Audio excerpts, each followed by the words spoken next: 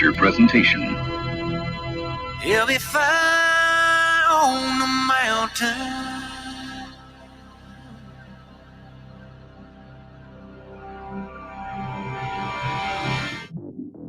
JB and Darren on the JB and Goldwater Show. Line drive right field, base hit. South Carolina wins the College World Series. Watson, touchdown. Hunter Renfrow. He got him, and it's all over. Coastal Carolina rules the roost. They win the championship. And South Carolina has won the national championship. Citadel baseball team has done it again, but this time the Bulldogs beat one of the top teams in the country. They are giant killers. Get the ball to Bennett. He does.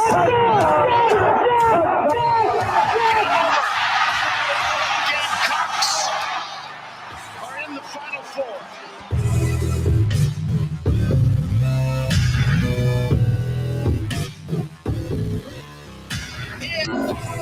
November. Greetings and a good afternoon and welcome aboard the JB and Goldwater Show. Live, loud, and online, and very proudly presented by Motley Rice, driven by Stokes Volkswagen, and here until 2 o'clock this afternoon. JB and Darren, make sure you follow us on social media at JB and Goldwater, individually at Sports Media JB, collectively, and at Darren Goldwater, collectively, of course, at JB and Goldwater. Find us online, jbandgoldwatershow.com. Make sure you've downloaded our app, the JB and Goldwater app. That is free, and you can watch and listen to us there. MotleyRice.com. Causes, not just cases. Make sure if you have any issues and you think that might pertain to something they deal with, like Takata airbags and things of that nature, medical devices, Motley Rice is where you want to go. It is finally November, the greatest time of the year, in my opinion, the final 61 days of 2021. College football will be wrapping up. The World Series will be won this week. Darren and I will be covering all that today. We do have Wes Mitchell and Perry Orth back-to-back, 12:30, 1 o'clock. We're going to talk, obviously, plenty of Gamecock football with them. And then we also have a bunch of other college football to get into from the wild weekend that it was. We get some NFL notes. So it's another jam-packed, toe-to-toe, whatever you want to call it, type of Monday afternoon here on our program. Clemson escapes this weekend with a victory over Florida State. So they're getting closer and closer to bowl eligibility. So there's a lot to cover. I hope everybody had a happy Halloween. I know my kids did. We had a great time yesterday afternoon. It was a wonderful, beautiful weekend. And so we're glad to be back here on a working Monday morning. Darren, I woke up and I was like, oh, man, it's Monday. No. But we're here. What's up? Monday after Halloween just hits a little different. I could have sworn that normally kids don't go trick-or-treating on a Sunday because it's just so obvious that that's a miserably awful idea.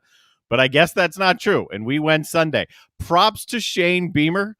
This is 100% right here. Spot on. I mean, I don't know if he looks like Shane Beamer dressing up as a Chick-fil-A guy or if it's like a Chick-fil-A guy that sort of looks like Shane Beamer. He nailed his costume. I didn't see it till this morning, but nailed his costume. Yeah. Well, you remember where that came from, right?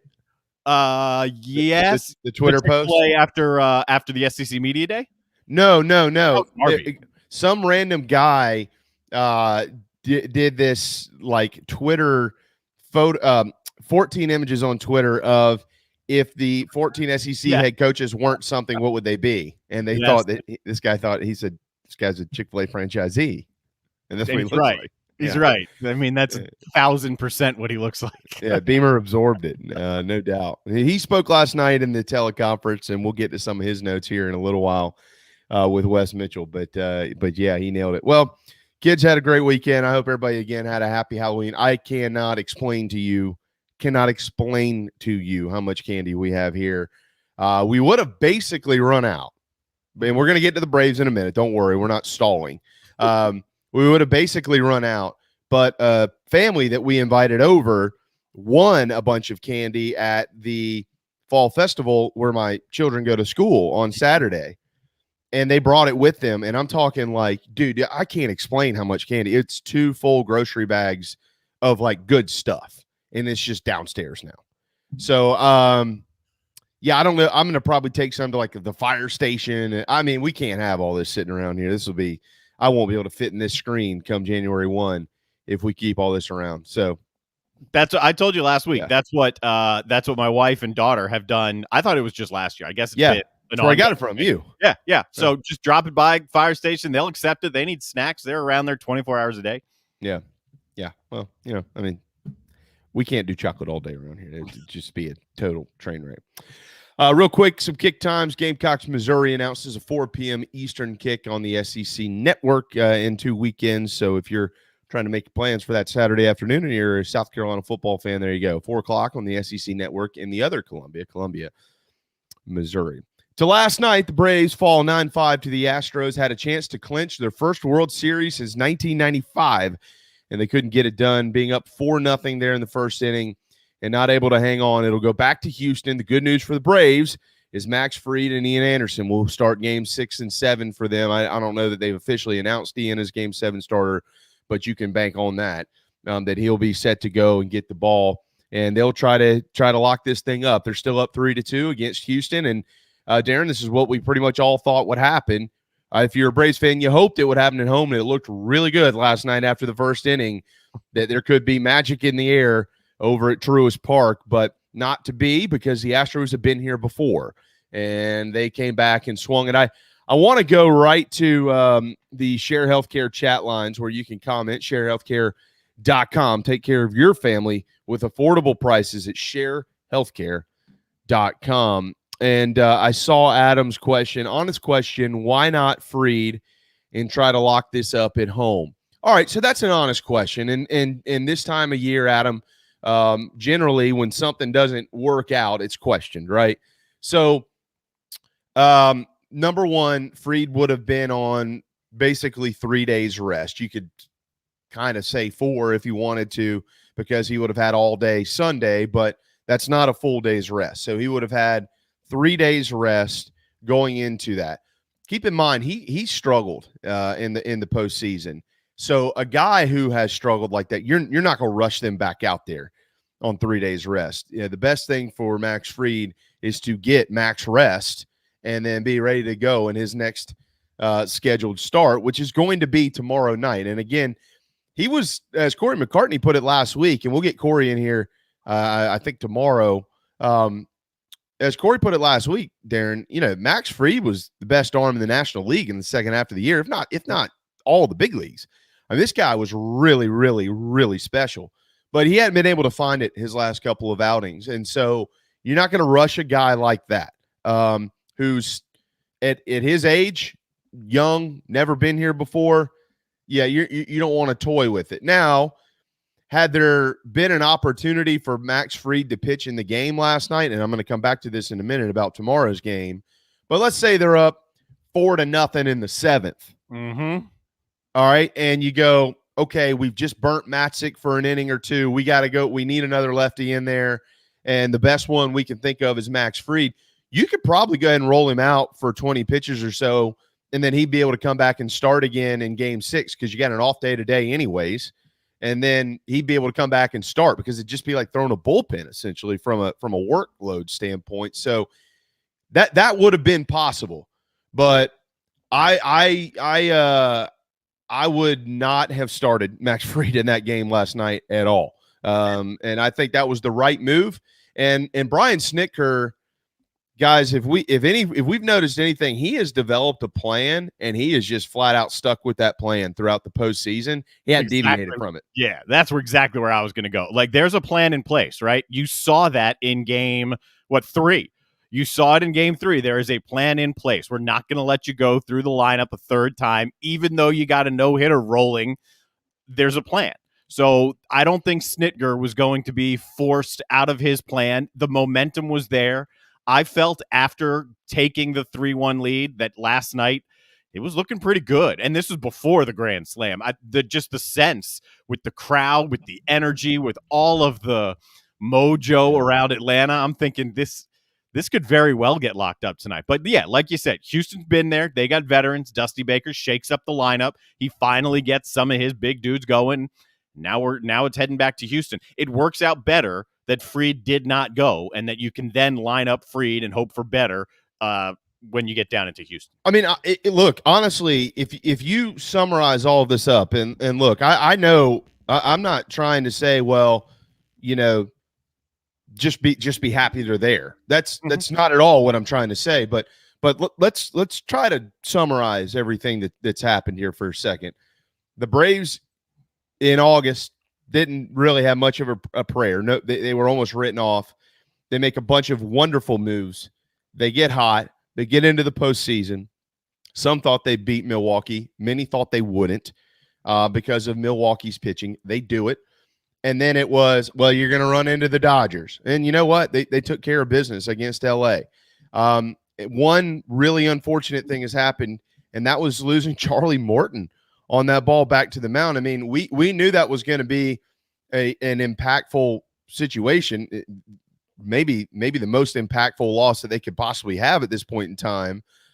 But we didn't know exactly what it would look like until last night. And what I'm getting at here is they were up 4-0 after the first inning on a grand slam by Adam Duvall. You can't write that script any better. And they were in another bullpen game.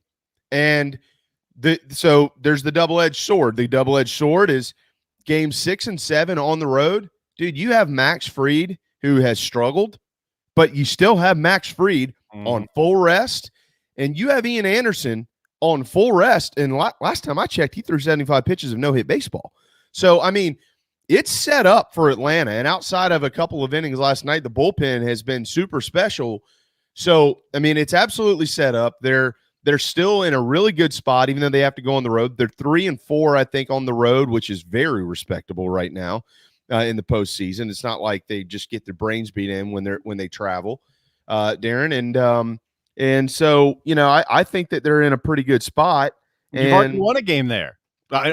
All you need is one of these two, and you've already got one there. It would surprise me that it was the first home postseason loss. I mean, I knew they were undefeated heading into the game. That fact kind of jumped up and bit me. I hadn't realized that they hadn't lost a game at home. But yeah, you've already won there. It's not some unclimbable mountain that you're going to face. You're up 3-2. You only need one. Yeah, and you have your two dudes going on the mound. I mean, you got to like where you're at there. And then, at the end of all this, we're sitting here talking about the Brave side of it.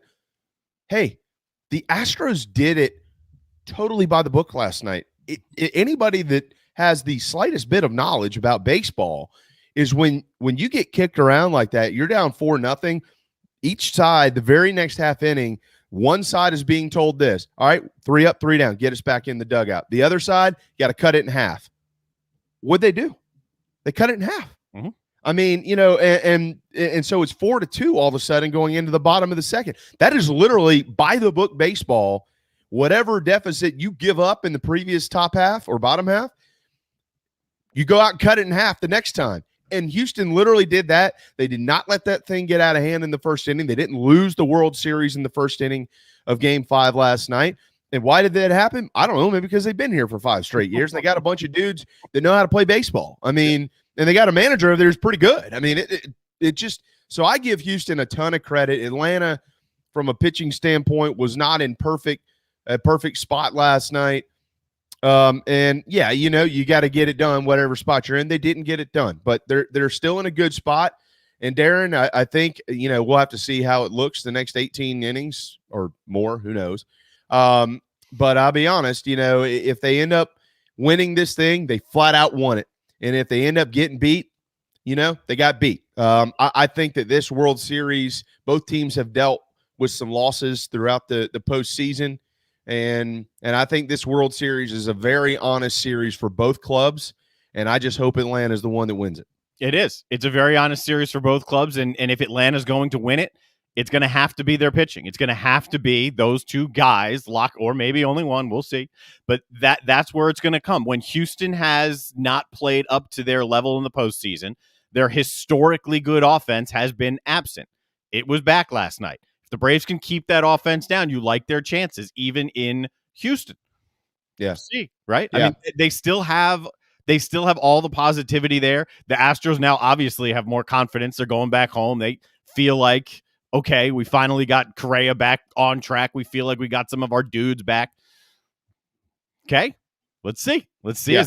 But I agree. I mean, this has been, if you're just a baseball purist, aside from getting a no-hitter pulled in the 6th, if you're a baseball purist, this is good baseball. This is, no one's losing this series. It will be won. It will not be lost. Yeah, no, I totally agree, and Steven, have to keep Altuve off the bases. There's no question. You could pretty much bank on the fact tomorrow night the first pitch thrown by Max Fried is probably going to be a breaking ball. I mean, the kid, his cat swings at every first pitch out there, and it just is what it is. It is a tough lefty righty matchup for Max Fried. He obviously already got banged around, and these right-handers in the lineup for Houston are super.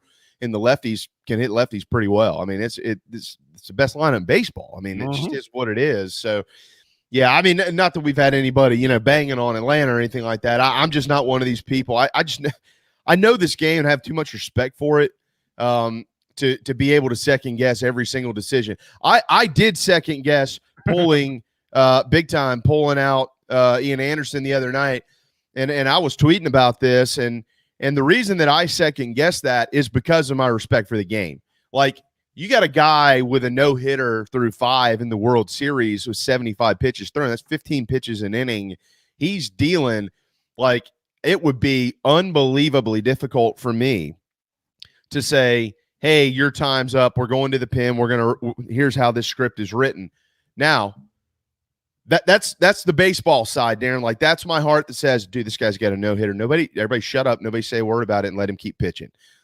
The other side of it is it worked. And, it worked. And is it disrespectful to the game? I think there's probably old souls like me who would say that it is. But it worked. They won the game, and Ian Anderson is going to be ready to go in Game 7 if there is a Game 7, and he's going to be fully fresh.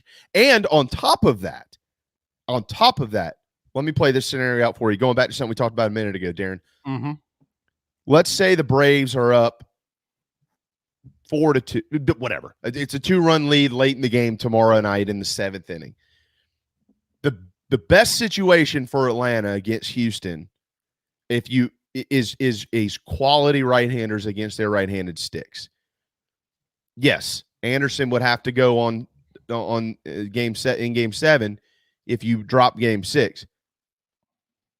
But if you feel like you need to go to him for 20 or 30 pitches, you can do that and still bring him back to start the next night. That's just a bullpen, guys. That's throwing a bullpen is what it is. And if it's less than that and you win the game, you win the World Series. If it's less than that and you lose the game, he's still going to start. If for some reason you feel like it's going to be topped out at 25, 30 pitches, or it's going to be more than that, then you got to go get him anyways because he's struggling. So, I mean, one way or another, I would bet my bottom dollars on the fact if there is a slim lead late in the game, you could probably count on the fact that Ian Anderson is going to be in consideration to come in there and get 3, if not 6 outs. I wonder because, like we just said, Snicker's got a plan, and his bullpen has been pretty much nails. So, take last night out of it. Basically, the plan has been executed. The bullpen has been nails. So if you've got Game 7, if you've got that cushion of I know that's there, it would take quite a unique situation in order to roll him in out of the bullpen. I'll say this about the no-hitter game. I had just finished a high school football game, so I hadn't watched the beginning of the game, and I'm in the car. So I got to listen to Dan Schulman, Perez, and Jess Mendoza going back and forth about this decision. And there's not an announcer in baseball that I respect more than Dan Schulman. And Perez is outstanding as well. And both of them were very much aboard I think it's time to get him out. Don't want to go through the lineup for the 3rd time. That's what the plan is. And Jess Mendoza hated everything about it. But it's still the same. It's still the same conversation. It's, okay, this is analytics. This is my feel. This is my plan. And this is a no-hitter. How are you going to take a guy out? So I get it. But then the bottom line is it worked. If it didn't work, there would have been backlash. But it worked. It absolutely worked, and it set everything up.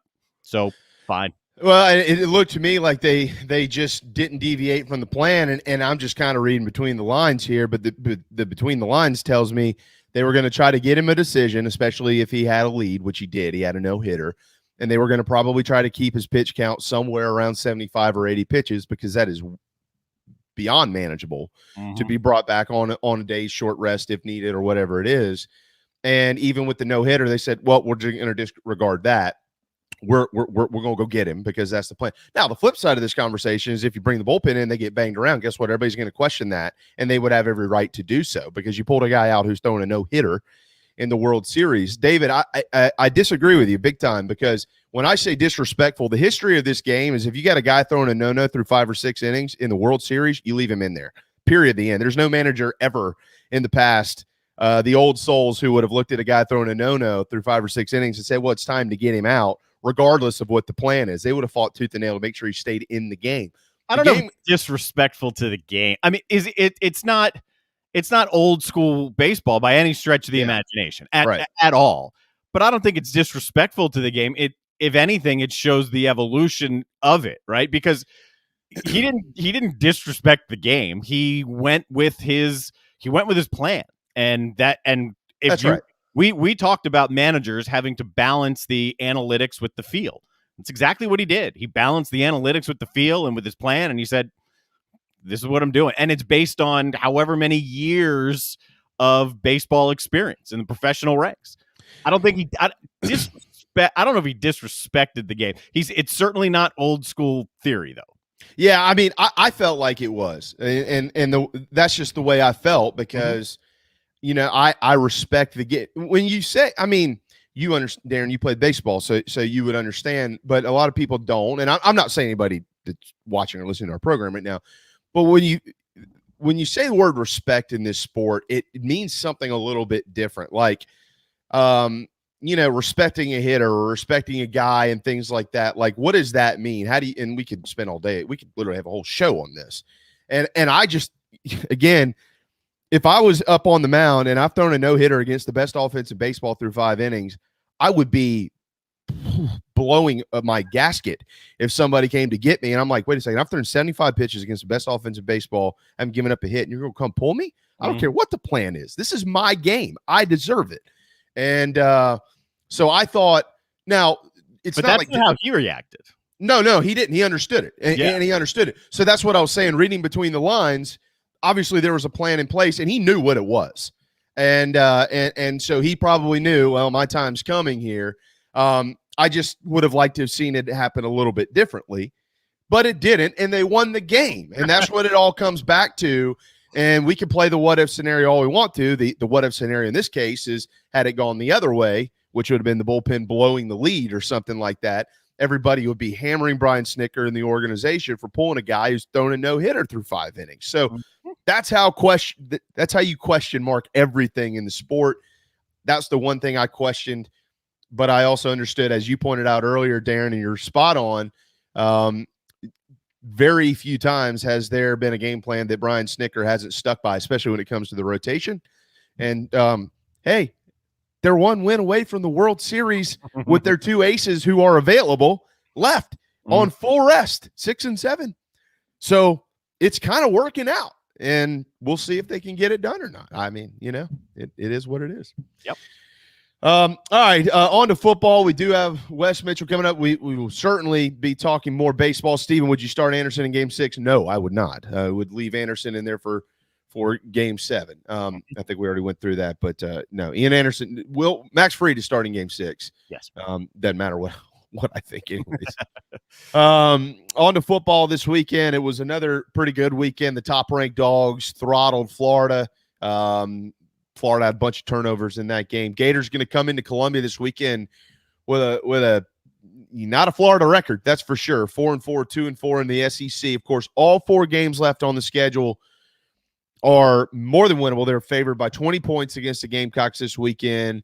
And if you look at what remains, you would think the Gators finishing the year 8-4, 4-4 is probable. But we'll see. However, Dan Mullen's feeling the heat down there. I think most thought that they would lose to Georgia, Darren. I know we did, and I thought it would look something fairly similar to this. But that doesn't make Gators fans happy. They didn't bring Dan Mullen in to go 4-4 through 8 games with 2-4 record in the league after 3 or 4 years down there. We're going to talk to Wes about a lot of that. Cincinnati continues to roll. College Game Day heads to Cincinnati this weekend for the first time ever as they host Tulsa, the Golden Hurricanes. Oklahoma wins big. Ohio State over Penn State 33-24. Was it the line of that game 19? Yeah, and the over/under was 61. That was a good day. Penn State played well. They acquitted themselves as the Penn State team that, when they're playing close to or at their best, that's their level right there. They're not a better team than Ohio State, but they should be able to hang around with them. And the strength of Penn State with their receiving core, if Clifford is healthy, is their aerial attack. They haven't been able to run the ball, so that's the weakness for Ohio State as well. There are question marks in the back end of that Ohio State defense, but this was a very good win for Ohio State. It's their best win of the year. And one other thing, going back to Florida, there's a lot of surprising stats from the weekend. Florida has outgained every opponent this year, including Georgia by 1, but they've outgained every opponent this year. They just can't win the big games or most of the games. Yeah, that's not a good omen for South Carolina. Of course, everybody else outgained South Carolina too. So, I mean, yeah, here we go again. No more bye week. I tell you what, that Michigan State game was a great football game. That was a great, fun football game to watch. Michigan State, Darren, the rankings are going to come out tomorrow night. We're going to get to more of this in a little while. But there's a chance that they're in the top 4 in the first rankings tomorrow night, guys and gals.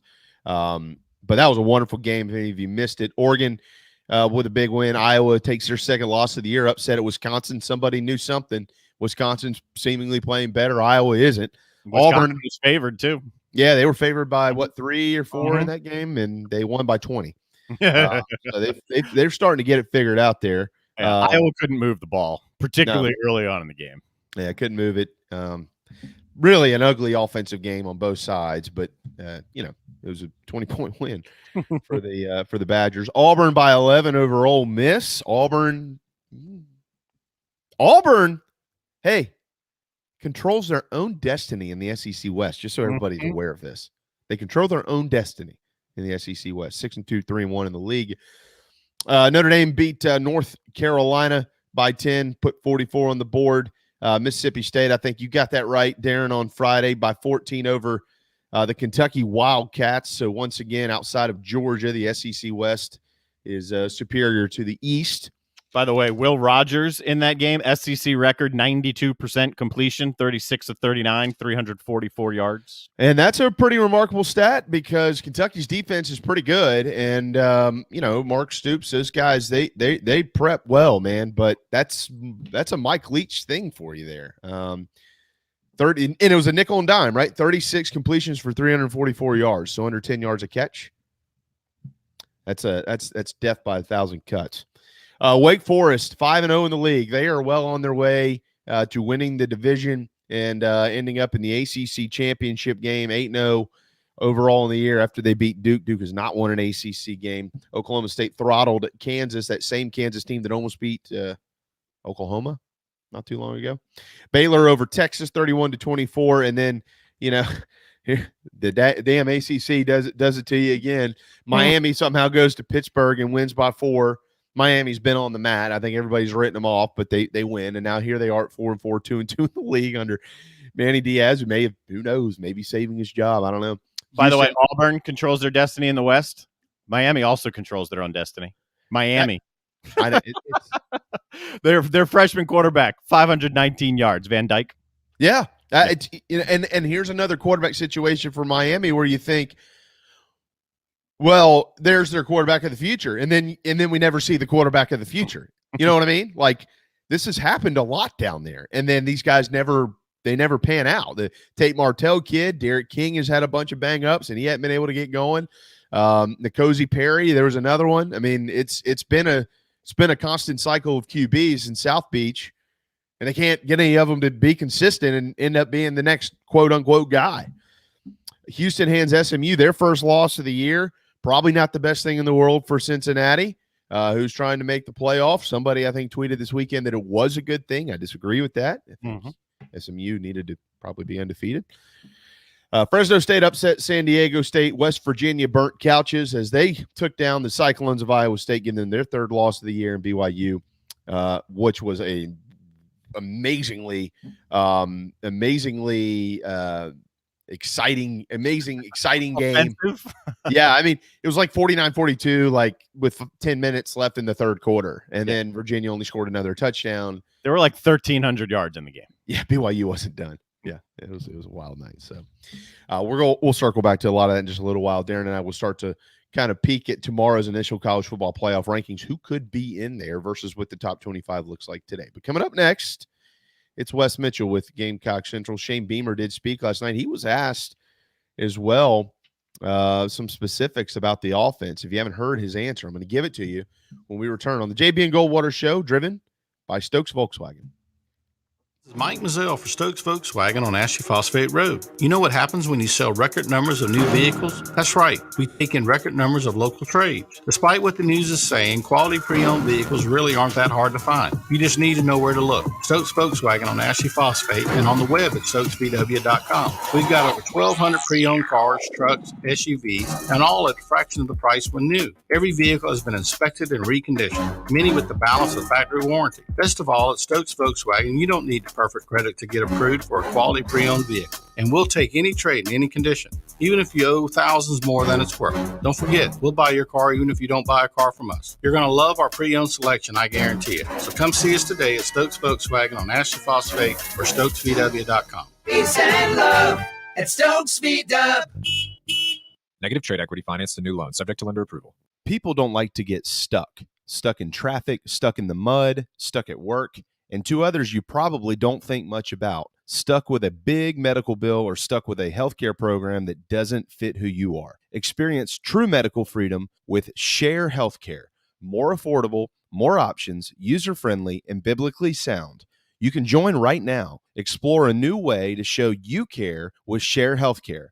Join us today at sharehealthcare.com. sharehealthcare.com. Wando Power Equipment, the trusted home of Hustler zero-turn residential and commercial mowers. There is nobody more trusted in South Carolina than our friends from Wando Power Equipment. They've been providing elite commercial and residential service for over 30 years. Landscape Services have turned to their selection of Hustler zero-turn mowers like the Raptor. Bigger, stronger, faster, and the most durable Raptor Hustler has ever designed. Located on Daniel Island and online at wandopower.com. Wando Power Equipment, owned by the Price family, the home of Hustler zero-turn mowers, rentals, service, and specializing in family and friendship. You hear me talk about Dog and Duck all the time, and there's no other place I'm going to watch my college and NFL than the Dog and Duck. They have 3 locations: Bell Hall, Park West, and Clements Ferry Road. They have specials all football season long, like $12 pitchers of their own D2 brew, $5 pints of Sierra Nevada, weekly pick'em sheets with prizes,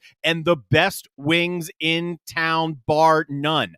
For all your football, college, and NFL, the Dog and Duck, Clements Ferry Road, Bell Hall, and Park West. Motley Rice LLC is a law firm with international reach, but it hasn't lost its Carolina roots. The Motley Rice team fights every day for people harmed by products including asbestos and talc exposure, medical drugs and devices, and also catastrophic injuries and auto recalls, including dangerous Takata airbags. Motley Rice is headquartered in Mount Pleasant at 28 Bridgeside Boulevard.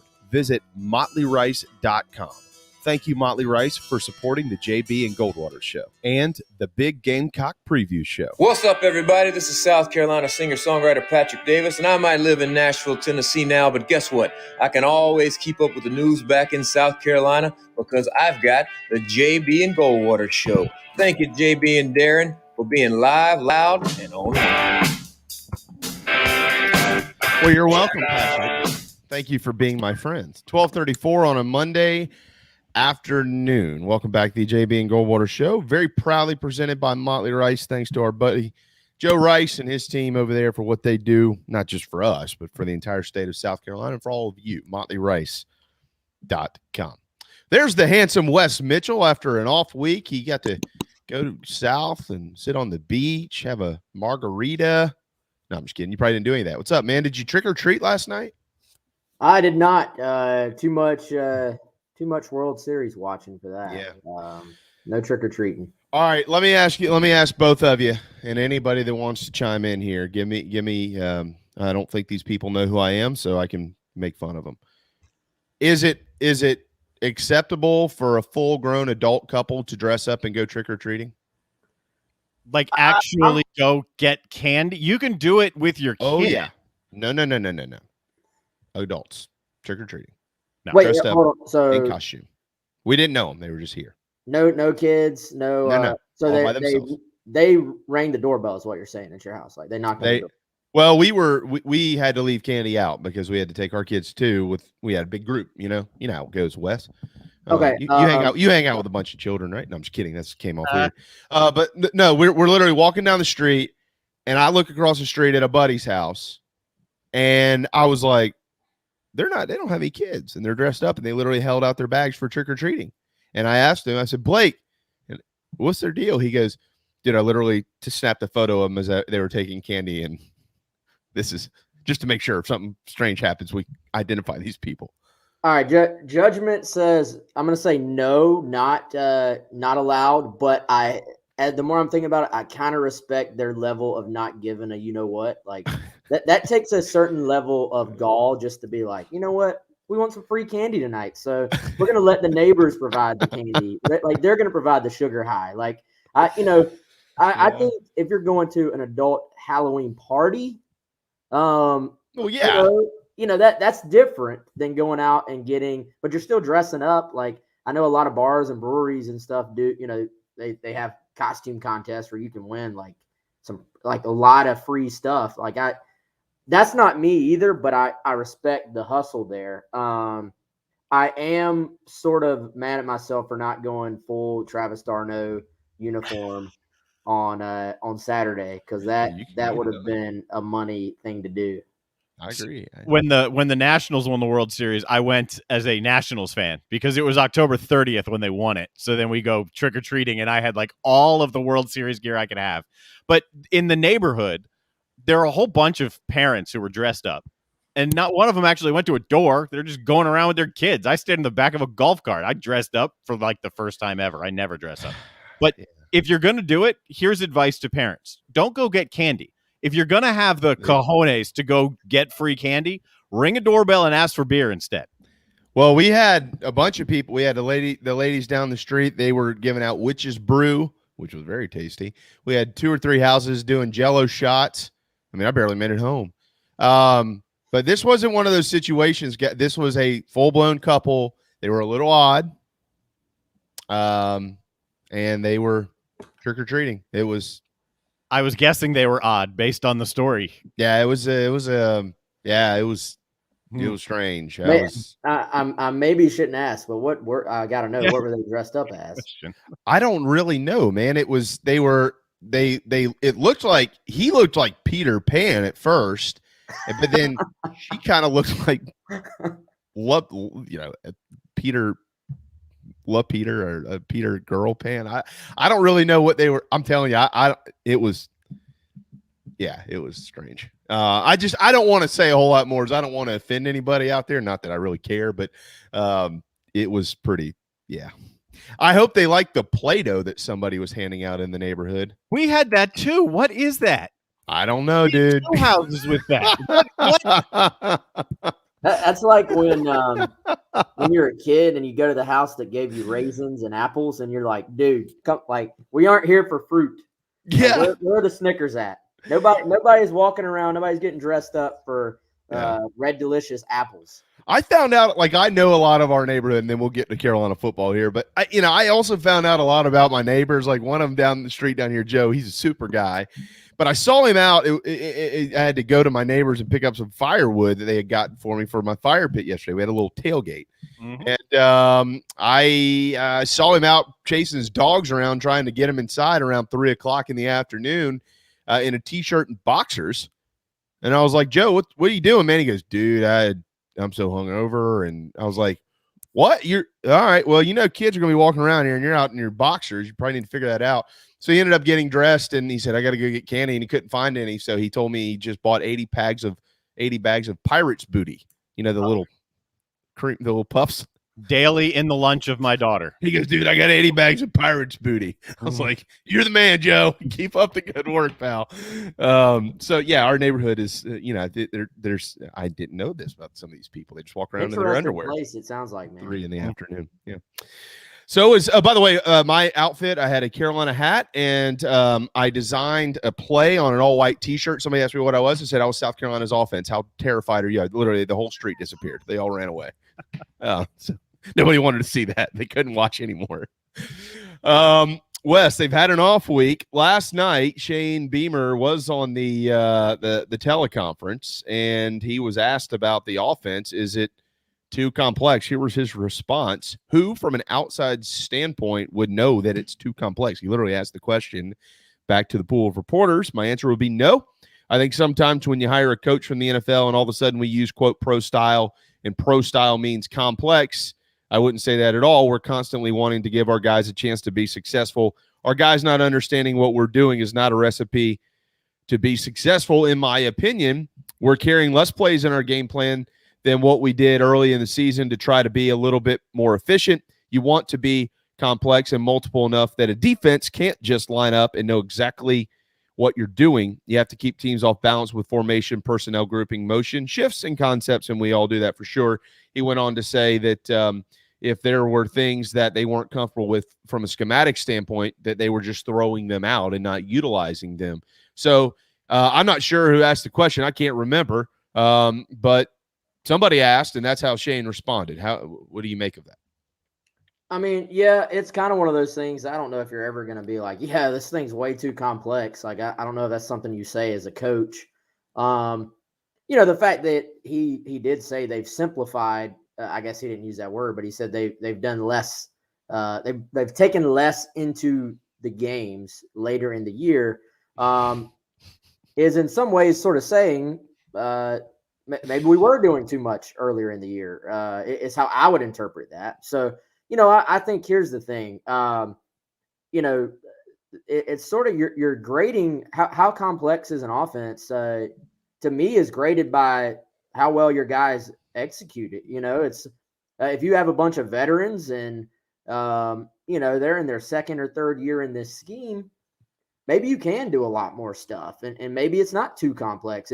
It's only too complex if you have issues. It's not necessarily in a vacuum, in my opinion. So, if it wasn't a vacuum, is the offense too complex? Beamer obviously doesn't think so. But I think obviously what they were doing, especially early in the year when, I think some of what we've seen later in the year, it's kind of different problems. Like it hasn't gotten better necessarily, but some of the stuff early on, when they just couldn't get lined up, the issues passing off pass rushers and nobody being there, having to call timeouts because you're not lined up yet. That stuff very clearly to me was a sign of, at the very least, a sign that the guys were not comfortable yet within the scheme. Now, do you call that too complex? Is that an issue of that it was still early in the scheme? I don't know. At some point, we're kind of arguing semantics, but the ultimate, I believe, with that question, and when people say it's too complex, they're saying the guys still have not this year looked like they were completely comfortable within this scheme. Yeah, I mean, I would think, Wes, let me ask you. I mean, I'm not trying to put you on the spot. I'm literally asking your opinion here. Do you think this offense has gotten better or worse after 8 games? I mean, I haven't seen. To me, I thought there were signs of it getting better, and then the A&M game happened, and there's no way you can put up 6 yards of offense in the first almost 3 full quarters. I think that graphic popped up there like 2 minutes and change to go in the third quarter. It's hard to say that the offense has gotten better by any means. That would probably be my follow-up. Had it been my question or somebody else's and I was able to sit there with Coach, I would have said, well, has the offense gotten any better? And if not, why? Because, not that anybody's trying to paint Shane Beamer into a corner, but people want some answers, Wes, and there seemingly aren't any right now. I don't know that you'll really get any probably until the end of the year when they're able to go back and look at it all. Here's what we do know. There's 4 games left, and Florida comes to town this weekend at 4-4, 2-4. This is This is now Darren did point out earlier they've outgained every opponent this year that they've played against, but they've shot themselves in the foot time and time again. Carolina's used to that. We don't have a starting quarterback that we know of. Maybe he announces somebody tomorrow. It might be gamesmanship, Wes, but if you had to pick one today, or you're leaning towards the fact that Jason Brown is probably at least going to get the first snaps of the game? Yeah, I would lean that way, guys. I mean, Beamer himself said that he doesn't really like the idea of a quarterback not practicing and then going in and playing. So, I think even if no one is available on Saturday, I know he did a little bit on Sunday, but was not like full go by any means. To me, that's going to be tough for a guy to be ready to go practice that soon after having the surgery. You look at the very least wanting your guy to be ready probably to go through a Wednesday and Thursday practice. And, I think that's a lot to ask. So I'm leaning towards Jason Brown right now. Obviously, we'll see what they go with. Generally, I think by that Wednesday, Thursday timetable, whether they announce it or not, based on what we've seen, so far this year, they're going to have a pretty good idea internally of who the starting quarterback is going to be, and they'll be operating that way in practice. So, I would lean Jason Brown. This is an interesting Florida team, man. That's a crazy statistical anomaly. I don't know if I've ever seen a team have that many games, have 8 games where you have outgained your opponent and not won the football game. They've had, I would say, some similar issues to South Carolina on the penalty front. An issue South Carolina really hasn't had has been necessarily this year turning the football over a lot, but Florida has turned the football over, a pretty good bit. And now you have people out there.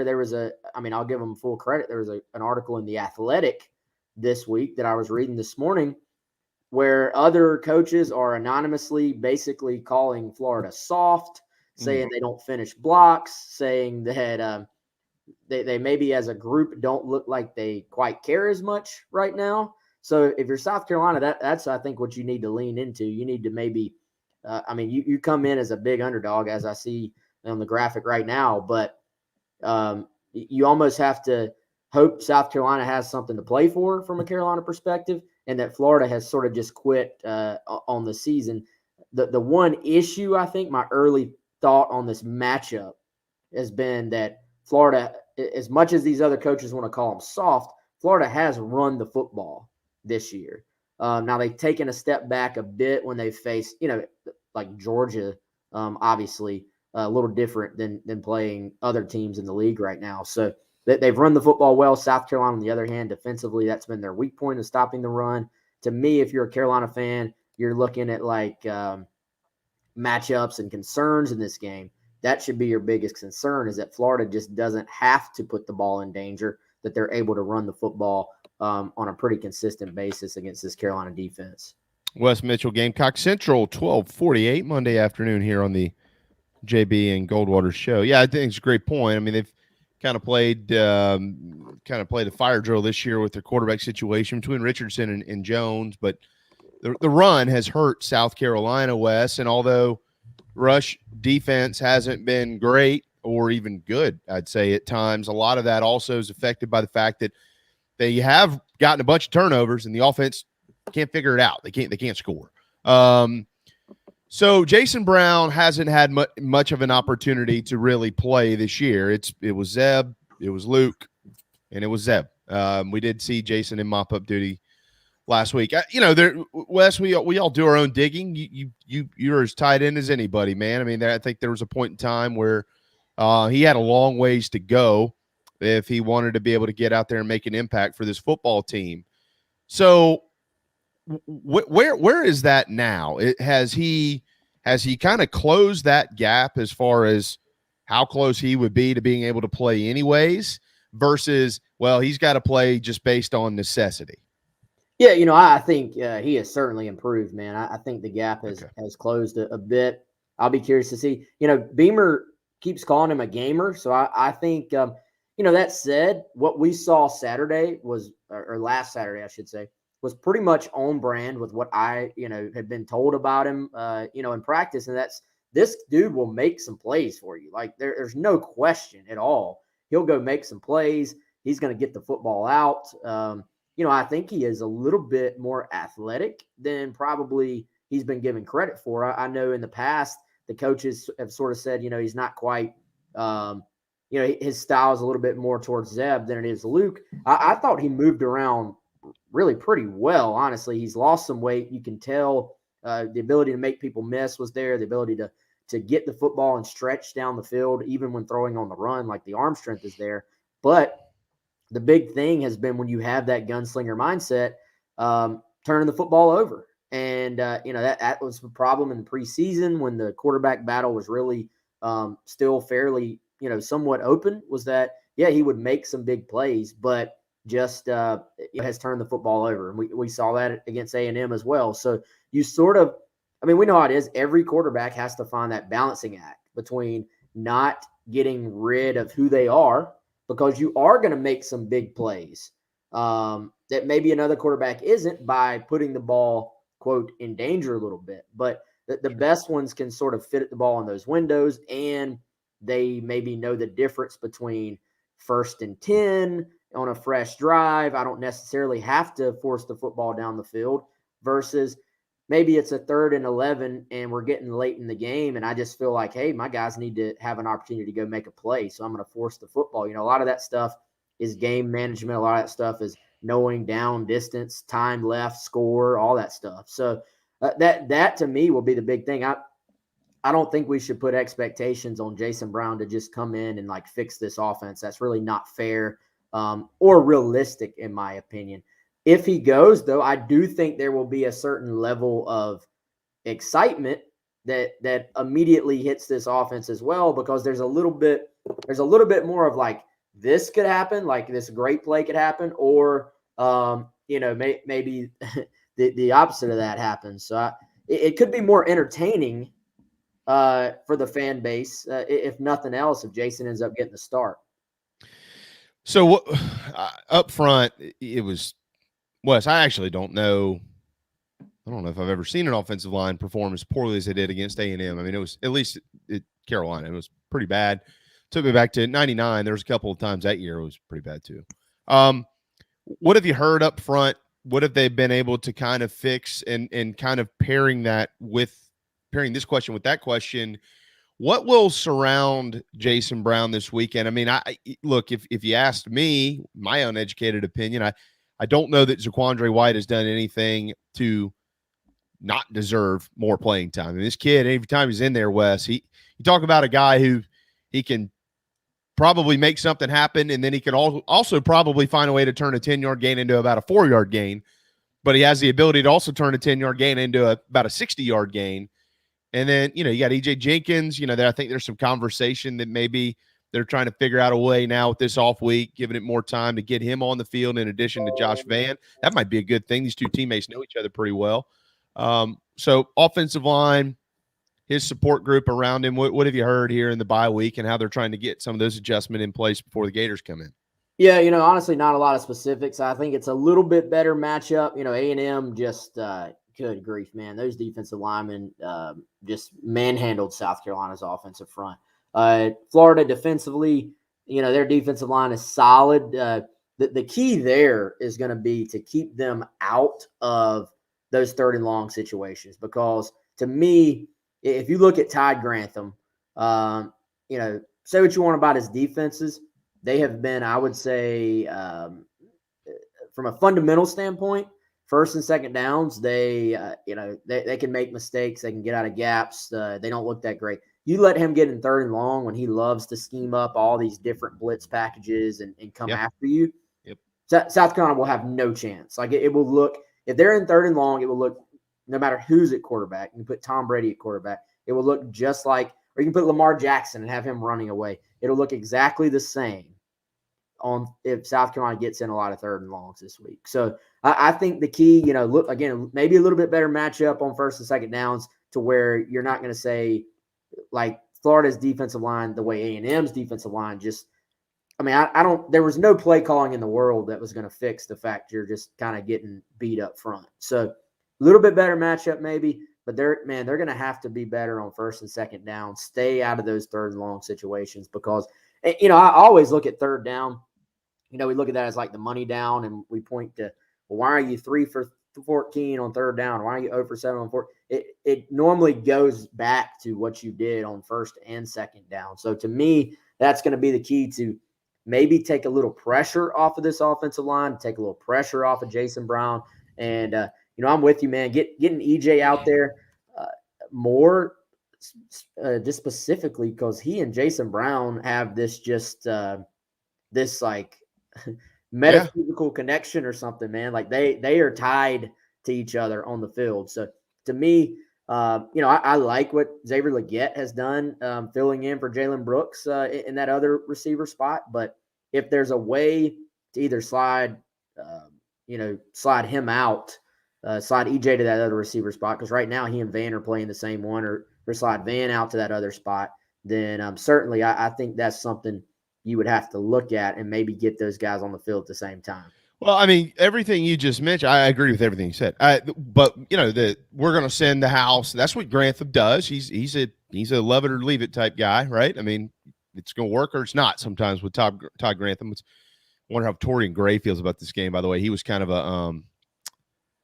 the scapegoat last year to keep him. And now Grantham's going to get fired at the end of this year. So. Exactly. Yeah. So congratulations to Todd.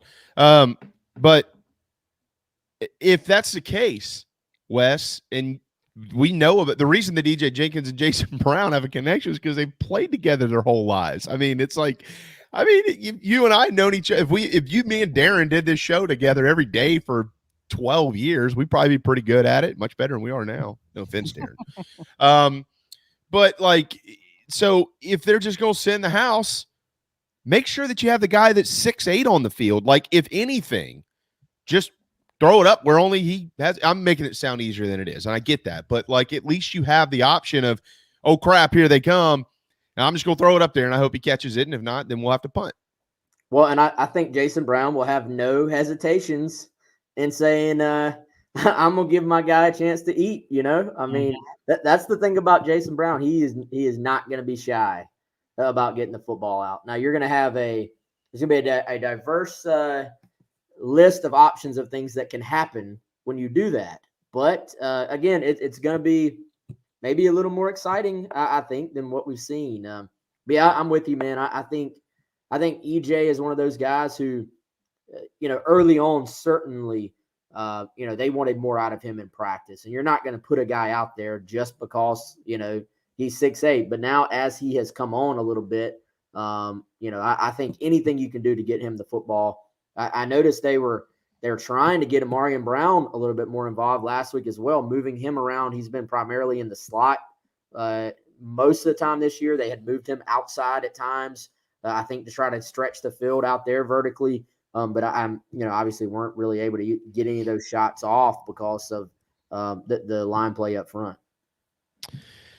Anything exciting on Gamecock Central this week? Yep, this. I just saw that. That is, I mean, Colin, what do you think's going to happen when these type photos surface? That's thanks to Mike Yuva via Twitter, by the way. Oh God! I mean, my only. How do you let your kids go get candy from that? If you chose the podcast version of the show today, the audio only, that's the best decision you've made so far this week. It's only Monday, but that's the best decision you've made this week because you didn't have to see the picture of Colin trying to look gangster. I think I don't know what that face is. But what's the outfit? It's the Christmas Story kid. Oh, okay. Come on, Darren. Jewish guy. I just, dude. I think if I was walking my kids down the street, we would skip that house. That's not the guy you saw in your neighborhood getting the free candy, was it? That's what Mike asked. Mike was like, "It wasn't him, was it?" No, I don't think so. Yeah, so good luck with that. Maybe you could get him on GC Live today to have him explain himself. He actually is going to be on GC Live today. Yeah, he needs. We need first question. First question. We need an explanation for this. This is ridiculous. All right, Wes. Well, it's going to be. I'm looking forward to being up there on Saturday. Certainly, it is going to be chilly, boys and girls. If you haven't checked out the forecast yet, it's going to be cold. highs in the 50s and lows by the next morning in the mid 30s. And the game that night is going to be somewhere in the 40s. So we never can get an actual fall in this state. Like Nope. we go from summer to cold, man. Yep. So bundle up, I guess. I didn't know that. I didn't realize that. But It's going to be cold. Yeah, it's going to be cold. Maybe Florida will be cold with it. Maybe. Yeah. Look, they just won't care. They don't like cold weather in the swamp. We all know how it works down there. Coach Berger should be back in town this weekend as well. That'll be neat to see.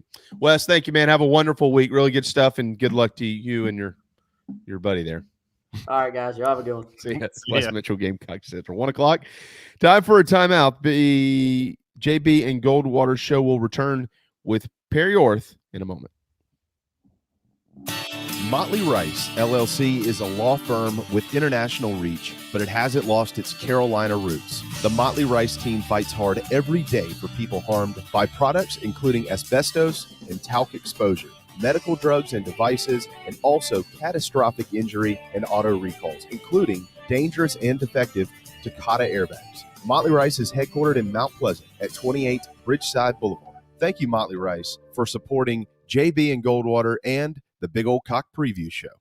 At Patriots Point Naval and Maritime Museum, families walk in the footsteps of our nation's heroes, the brave ones who risked their lives to defend our way of life. Home to the aircraft carrier USS Yorktown, USS Laffey, and the USS Clamagore, there's more than 1 million square feet of exhibit space to roam. White Glove certified, we have several new health safety measures in place to enhance the visitor experience.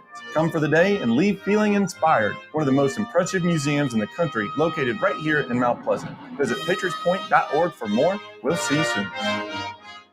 People don't like to get stuck in traffic, stuck in the mud, stuck at work, and to others you probably don't think much about, stuck with a big medical bill or stuck with a healthcare program that doesn't fit who you are. Experience true medical freedom with Share Healthcare.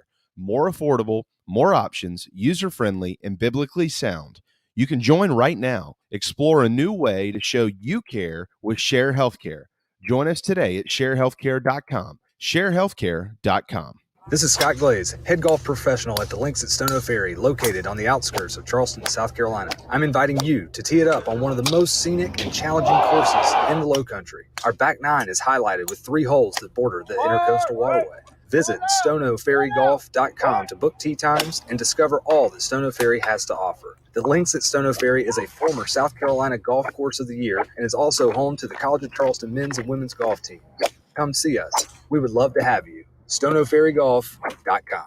Family vacations, a new car, a new boat, all cost money, but you don't necessarily have to make more to afford any of that if you can save cash that's flying out the window now. iHelp Consulting can help you finally get the kids to Disney World, upgrade the minivan, or drop that new boat in the water next summer. Let Daniel and iHelp Consulting consult with you. No fees, just savings. You pay them a percentage of those savings. Save on essential services, credit card fees, you name it. Let them find it. These folks are incredible. iHelpConsulting.com. How can I help you?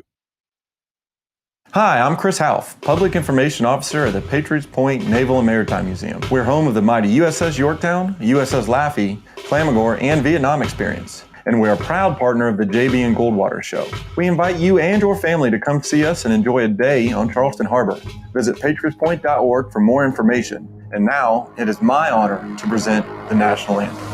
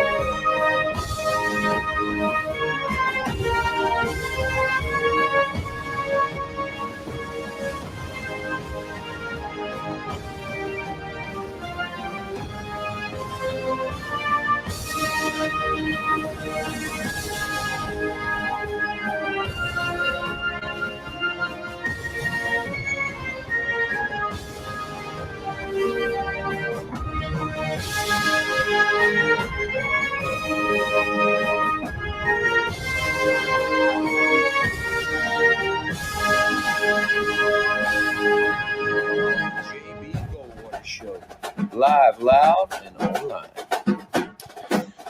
Okay, final hour on a Monday afternoon. Welcome back. The JB and Goldwater show, very proudly presented by Motley Rice. Causes not just cases, motleyrice.com. It's power hour as well.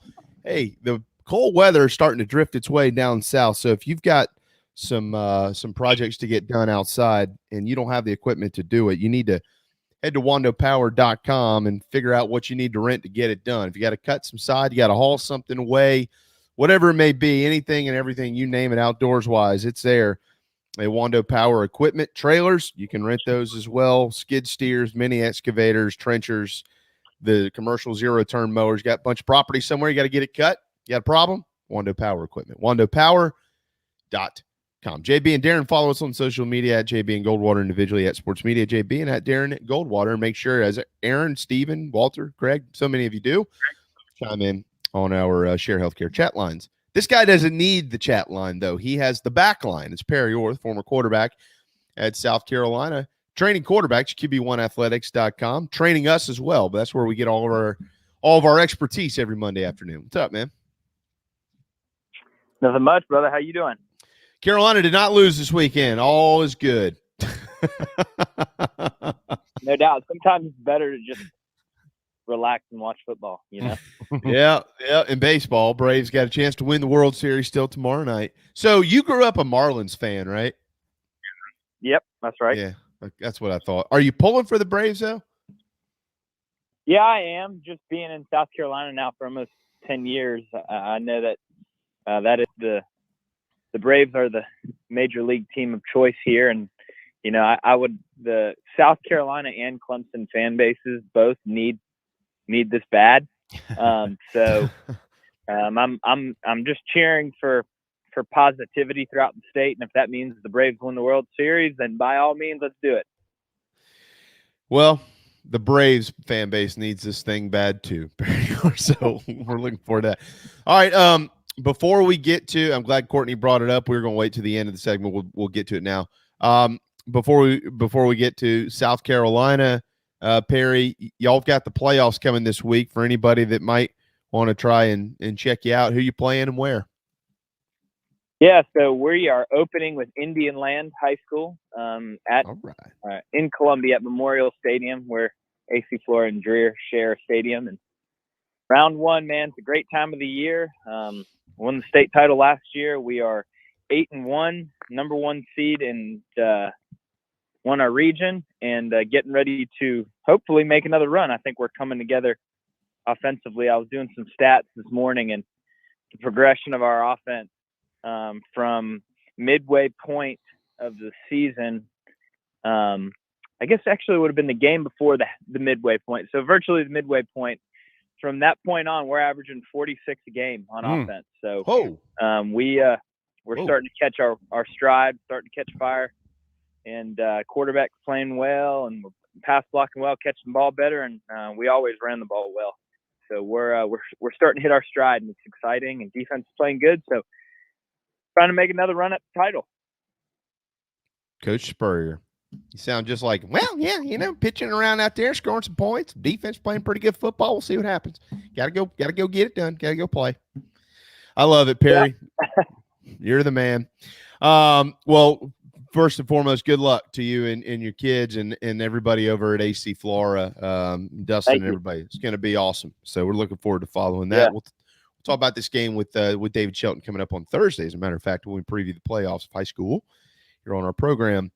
On Saturday, though, Perry, it's going to be at Chili Williams-Brice Stadium when the Gators come to town. Carolina, although not announced, many right now are expecting to hear the name of Jason Brown as the starting quarterback as the Gamecocks look to back up over that 500 mark and get to 5-4. Yeah. Hey, by the way, Florida is also 4-4, just like Carolina. They're 2-4 in the SEC.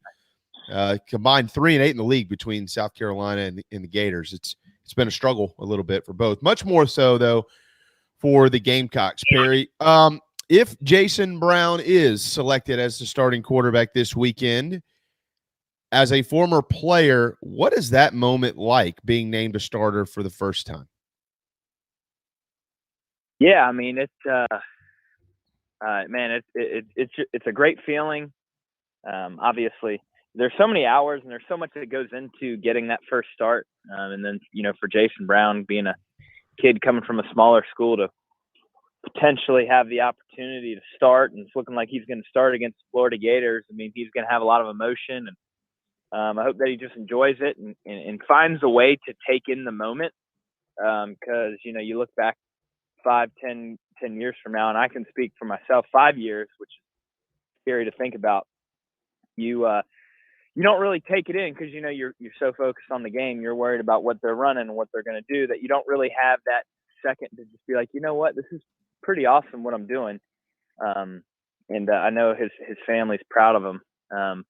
But ultimately, you just want to win the game. You want to do what you can to help your team win. And, you want to play hard for those guys. And then obviously, like I said, him being a smaller school guy, he's going to have an opportunity to play in front of hopefully for the most part, packed out Williams-Brice, and in front of a good crowd and against a great opponent and a storied program in Florida.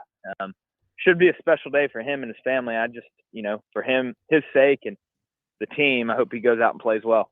What happens coming off of a bye week? I mean, you've been through a lot of bye weeks, and this one for Carolina came at a good time and a bad time. The good time of it is, man, they hit probably the lowest of lows offensively against Texas A&M, and they need to reset and figure out what in the world they need to do in these last 4 to try to get to a bowl game. So that's probably the good side of it. The bad side of it is it also came after a big loss like that. So, you got a while to think about it before you play football again. Kind of walk us through I know Shane's kind of given us a timeline as to practices and things like that, what they were actually doing as a football team. But as a player, when you enter a bye week with some struggles like this and you got 4 games left, what is your job? What is your job? What were these guys focusing on with an off week and trying to get back on it this week? Yeah, off week's a great week for basics. Get back to the fundamentals, spend a lot of time with your position coach, and really, you do a lot of that in camp. Then the season gets started and you're so focused on game plan and plays and all that good stuff that you forget a lot of times on the actual form and mechanics of your position. So hopefully they did that. Again, the young guys got tons of reps, and I know Jason Brown may not be young in age, but inexperienced. And so I'm sure he was getting a ton of 7-on-7 and team reps and game planning for Florida. While also, and then over the weekend, you have a long weekend to kind of hit the reset button, regroup, and kind of refocus for the last 4 games. Like you said, 4-4. Everybody should still be positive. Everybody should still, have a pretty good outlook for the rest of the season. I know it hadn't been that great at times offensively, but if you look at the way we've played at home this season, we're going to be in every game that we play in. We just can't be overwhelmed, and we also can't let one negative thing turn into another. I think that's been a struggle for us this year, is that when one bad thing happens, it's like four or 5 happen at one time. If you have a bad play, you got to just move on from it, move past it, and you can't let those compound. And I feel like they, unfortunately, they have for us this year. But I think whenever you do struggle, and you have a bye week to kind of regroup and be like, you know what, there are a handful of things that we need to clean up. It gives you a good time to do that versus just, okay, well, we'll try to get to it, but we got to get ready for the next game. If that makes sense.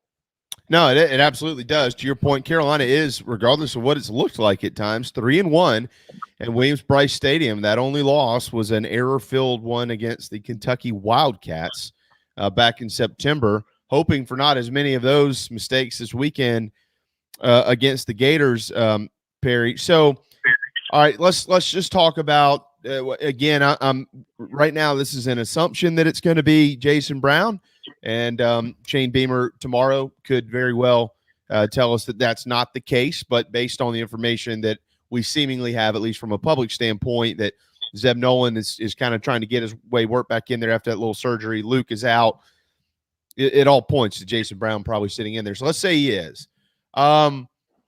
What it's hard. This is a difficult question because it's a hypothetical, and you're not on the team, Perry. So I know that you can't see these guys every day, but he's got a pretty good rapport with EJ Jenkins. They've been playing together a long time. They've been trying to quote unquote simplify some things. So Quandre White, every time he's in the game, he looks pretty good. I mean, what would you envision as a best case scenario to help this young man, especially early in the game, kind of get a feel and flow for it? Well, that's it. I mean, that's going to be the secret to the success of our game on Saturday, is if we can get him comfortable and get him confident. Excuse me. He's going to play. He's going to play well, and that carries over through the rest of the game. Quick, easy passes. I don't know what that looks like. I don't really, I haven't watched a ton of Florida and can't give you a big breakdown analysis, but anything to get the ball out of his hand to have and visually see the receiver catching his pass. I don't know, maybe throwing a QB run. We like to do that to kind of knock the nerves off and get you into the flow of the game. He's a big kid and ran the football at his old school, so he'll be ready to, tuck the ball and go a little bit and whatever he feels comfortable with. Like I think I mentioned, it was on your show last week where Coach Spurrier would come and say, hey, Perry, what do you like? What do you want to run this week?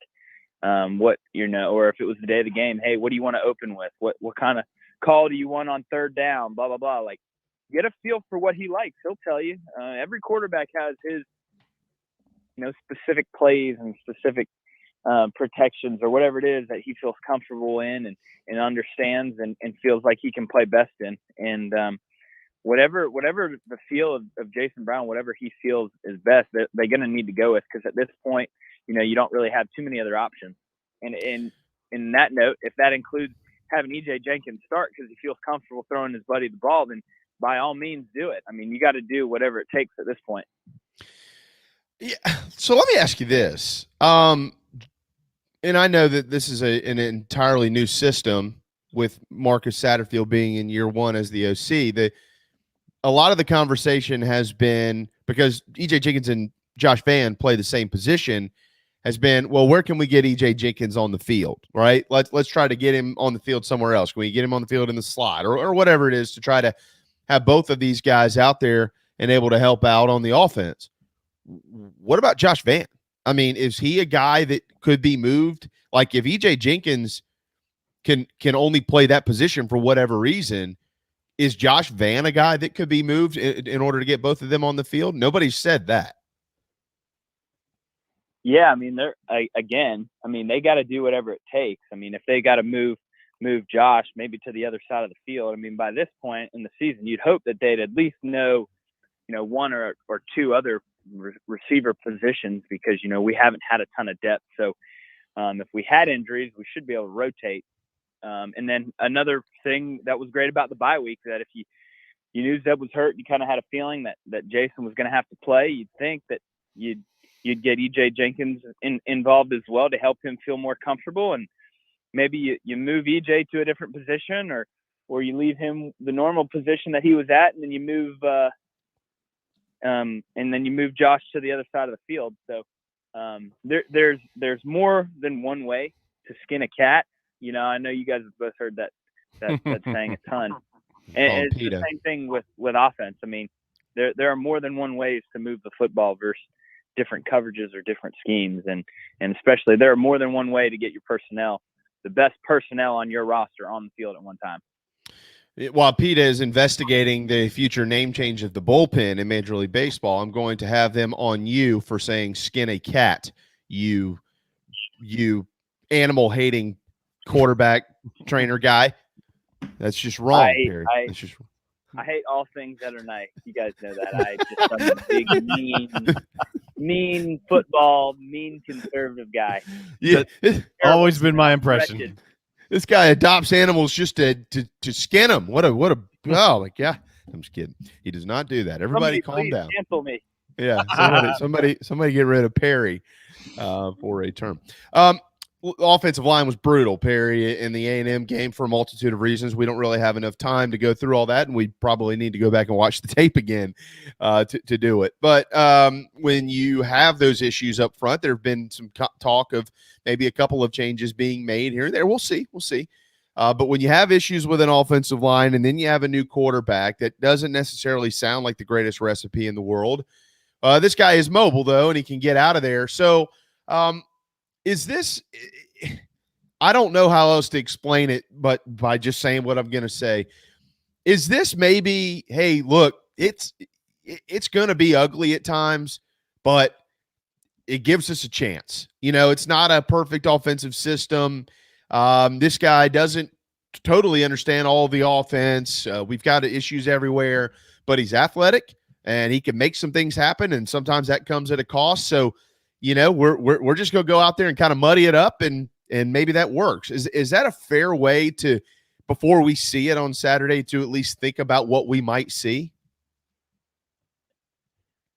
Yeah, I mean, at this point, I would love to see anything tried. You gotta when you struggle, you gotta kind of exhaust all options and different plays, and I'd love to see some trickery too. I'm one of the folks of the opinion that I don't believe trick plays show weakness. I think it's creativity. A double pass, a reverse. I don't know how much we've seen of that this year. Not that I can recall right off the top of my mind. I know we've tried it on special teams, but not offensively. I'd love to see us pull out some wrinkles for some big plays again, just continuing to sound like a broken record. It was funny. I was listening to the Ole Miss Auburn game this weekend and listening to Todd Blackledge call the game. He was just talking about how difficult it is to drive the field, drive the length of the field consistently throughout the course of a game for some of these defenses in the SEC. And it makes it really, really challenging. And you have to get big plays when, obviously when the other team's not ready, but you have to get at least 2 or 3 big plays that can switch momentum of games, but also can flip the score pretty quickly. And it's just difficult, and then especially when you're struggling, because then your confidence is low. So every time you step on the field, you're thinking that, oh my God, here we go again. We got to go 80 yards instead of thinking like, oh no, let's hit this play. Let's get 60, get down to the 20, and then take another shot for the end zone or whatever the case may be. But we've got to get chunk plays in order to kind of catch our groove on offense. And so if that means trying everything and doing all we can, then, so be it. We got to do it. Coach Beamer last night did point out that it looks like Ricky Sandage may be done for the year. So probably not going to expect him back. They thought they might have a chance to get him back by the end of October, but at this point in time, it's not looking good. So more than likely, Ricky Sandage will be out the rest of the season, probably with a redshirt year, which will be good for him to be able to come back and play at Carolina. But Perry, they're going to stop the run this weekend. Florida runs it well. Here's what they don't do well. They don't throw it well. They do turn it over a lot. 14 interceptions between Emory Jones and Anthony Richardson. And this South Carolina defense has led the league in turnovers gained pretty much all season. I mean, they are opportunistic, and that's led by Jalen Foster, who's one of the leaders in the country with picks. It's a remarkable story. The problem, though, with that is we've seen it, and we saw it at A&M and pretty much every game prior. Turnovers are great. They stopped the other team from scoring points, but at some point in time, you're going to have to score points off turnovers, and they have not been able to do that, Perry. So is that an important key, not only for this game, but for this football team with November entering and them just 2 wins shy of bowl eligibility? Yeah, it goes back to the same thing we've been talking about, is that you gotta find a way to manufacture points and create explosive plays, and there's no better time to do that than after a turnover. Can I interrupt you? Let me interrupt you real quick. I want to pick your brain. I know we're short on time, but I do want to pick your brain on this real quick. One of the things, it's not always fair, and I get it, but we've seen it, and so it's okay to talk about it. But it's not always fair to compare anybody to Steve Spurrier, okay? But one of the things he was, matter of fact, Perry, I don't know if I've ever seen a coach who was better at it than Steve Spurrier. When he got a turnover, when there was a momentum shift in the game, seemingly he always took a shot for the end zone, and it feels like it worked every time. It didn't, but it worked a lot. And a lot of those went to guys like Busta Anderson and and tight ends and things like that. We all remember some of these crossing patterns at the tight ends where they'd be standing there wide open.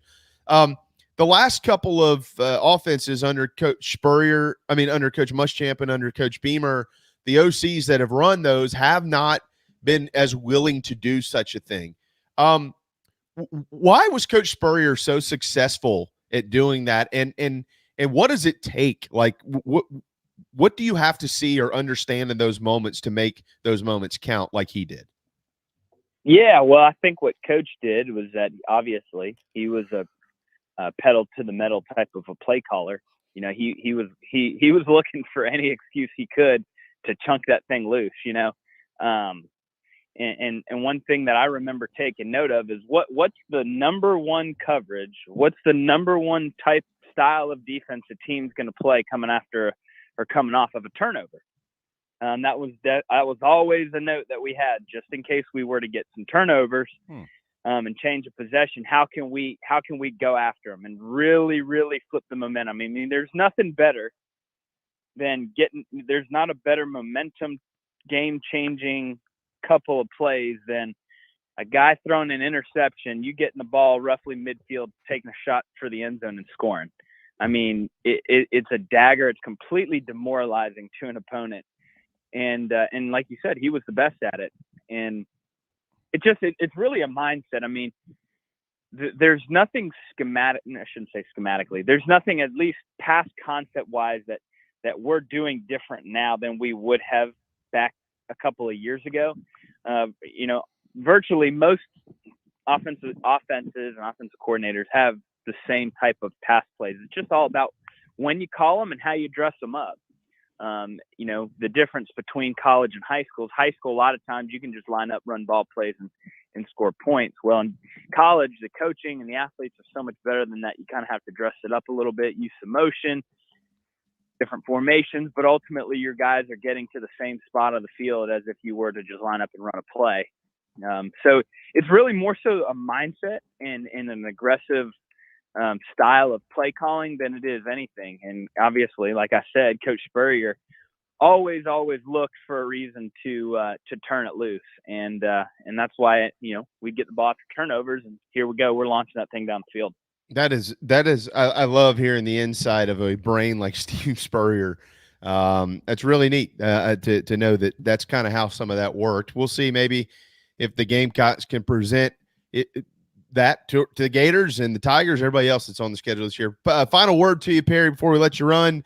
It's just kind of a friendly reminder, and I get it. It's been a struggle, and people are frustrated, and I know that.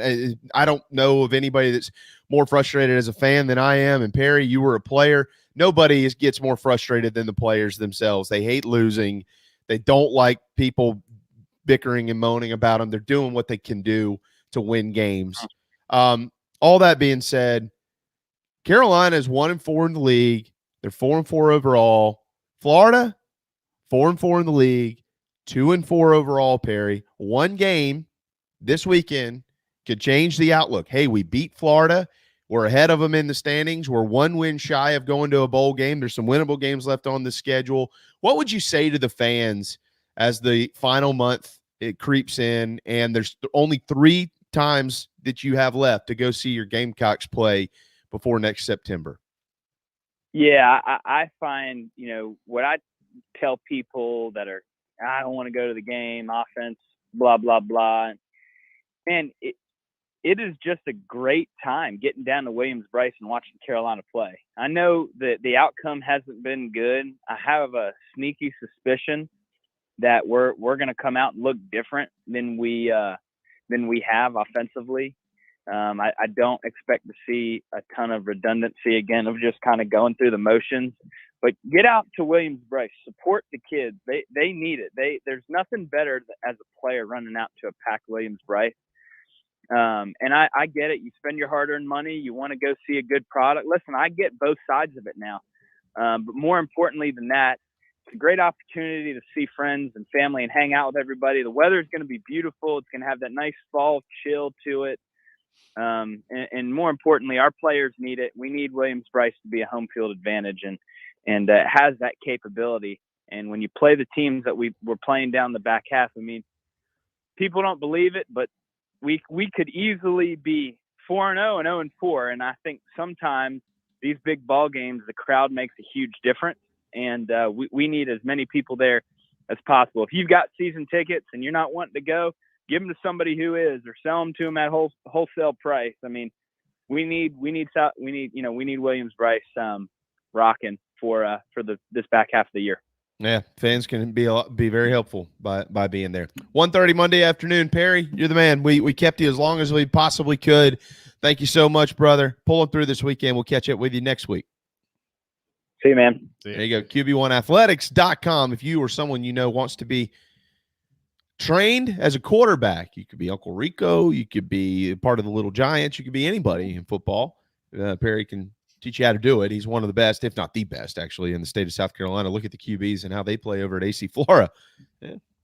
Perry Orth here on our program. All right, it is our final timeout of the afternoon here in Power Hour, Wando Power Equipment. It's kind of he mentioned it. There's a chill in the air. It's a good day for a cheesesteak. dbscheesesteaks.com for their entire menu. When we return, we got more football, both the NFL and in college. A notable coach let go over the weekend. Remarkable stuff. And who might be leading the Heisman race? Now is probably the time to really pay attention to this thing as we have officially turned the calendar. It's the guy I've been saying for weeks. That's the answer. Yeah, and if you haven't been paying any attention to Darren, why would you for the last few weeks? You've missed that. But if you haven't, he's going to tell you exactly who it is, plus a look at tomorrow's playoff rankings right here on the JB and Goldwater Show, very proudly presented by Motley Rice and driven by Stokes Volkswagen. Hopefully, you won't ever need legal help for a catastrophic injury or health issues from a medical drug or device. But if you or a loved one suffers injury or loss, Motley Rice LLC is a nationally recognized law firm that is right here in Mount Pleasant at 28 Ridgeside Boulevard. Thank you, Motley Rice, for sponsoring the JB and Goldwater Show and the Big Gamecock Preview Show. Visit motleyrice.com for more. motleyrice.com. This is Mike Mazzell for Stokes Volkswagen on Ashley Phosphate Road. You know what happens when you sell record numbers of new vehicles? That's right. We take in record numbers of local trades. Despite what the news is saying, quality pre-owned vehicles really aren't that hard to find. You just need to know where to look. Stokes Volkswagen on Ashley Phosphate and on the web at stokesvw.com. We've got over 1,200 pre-owned cars, trucks, SUVs, and all at a fraction of the price when new. Every vehicle has been inspected and reconditioned, many with the balance of factory warranty. Best of all, at Stokes Volkswagen, you don't need perfect credit to get approved for a quality pre-owned vehicle. And we'll take any trade in any condition, even if you owe thousands more than it's worth. Don't forget, we'll buy your car even if you don't buy a car from us. You're going to love our pre-owned selection, I guarantee it. So come see us today at Stokes Volkswagen on Ashley Phosphate or stokesvw.com. Peace and love at Stokes VW. Negative trade equity financed a new loan subject to lender approval. Wando Power Equipment, the trusted home of Hustler zero-turn residential and commercial mowers. There is nobody more trusted in South Carolina than our friends from Wando Power Equipment. They've been providing elite commercial and residential service for over 30 years. Landscape Services have turned to their selection of Hustler zero-turn mowers like the Raptor. Bigger, stronger, faster, and the most durable Raptor Hustler has ever designed. Located on Daniel Island and online at wandopower.com. Wando Power Equipment, owned by the Price family, the home of Hustler zero-turn mowers, rentals, service, and specializing in family and friendship. Family vacations, a new car, a new boat, all cost money, but you don't necessarily have to make more to afford any of that if you can save cash that's flying out the window now. iHelp Consulting can help you finally get the kids to Disney World, upgrade the minivan, or drop that new boat in the water next summer. Let Daniel and iHelp Consulting consult with you. No fees, just savings. You pay them a percentage of those savings. Save on essential services, credit card fees, you name it. Let them find it. These folks are incredible. iHelpConsulting.com. How can I help you? You hear me talk about Dog and Duck all the time, and there's no other place I'm going to watch my college and NFL than the Dog and Duck. They have 3 locations, Bell Hall, Park West, and Clements Ferry Road. They have specials all football season long, like $12 pitchers of their own D2 brew, $5 pints of Sierra Nevada, weekly pick'em sheets with prizes, and the best wings in town, bar none. For all your football, college, and NFL, the Dog and Duck, Clements Ferry Road, Bell Hall, and Park West.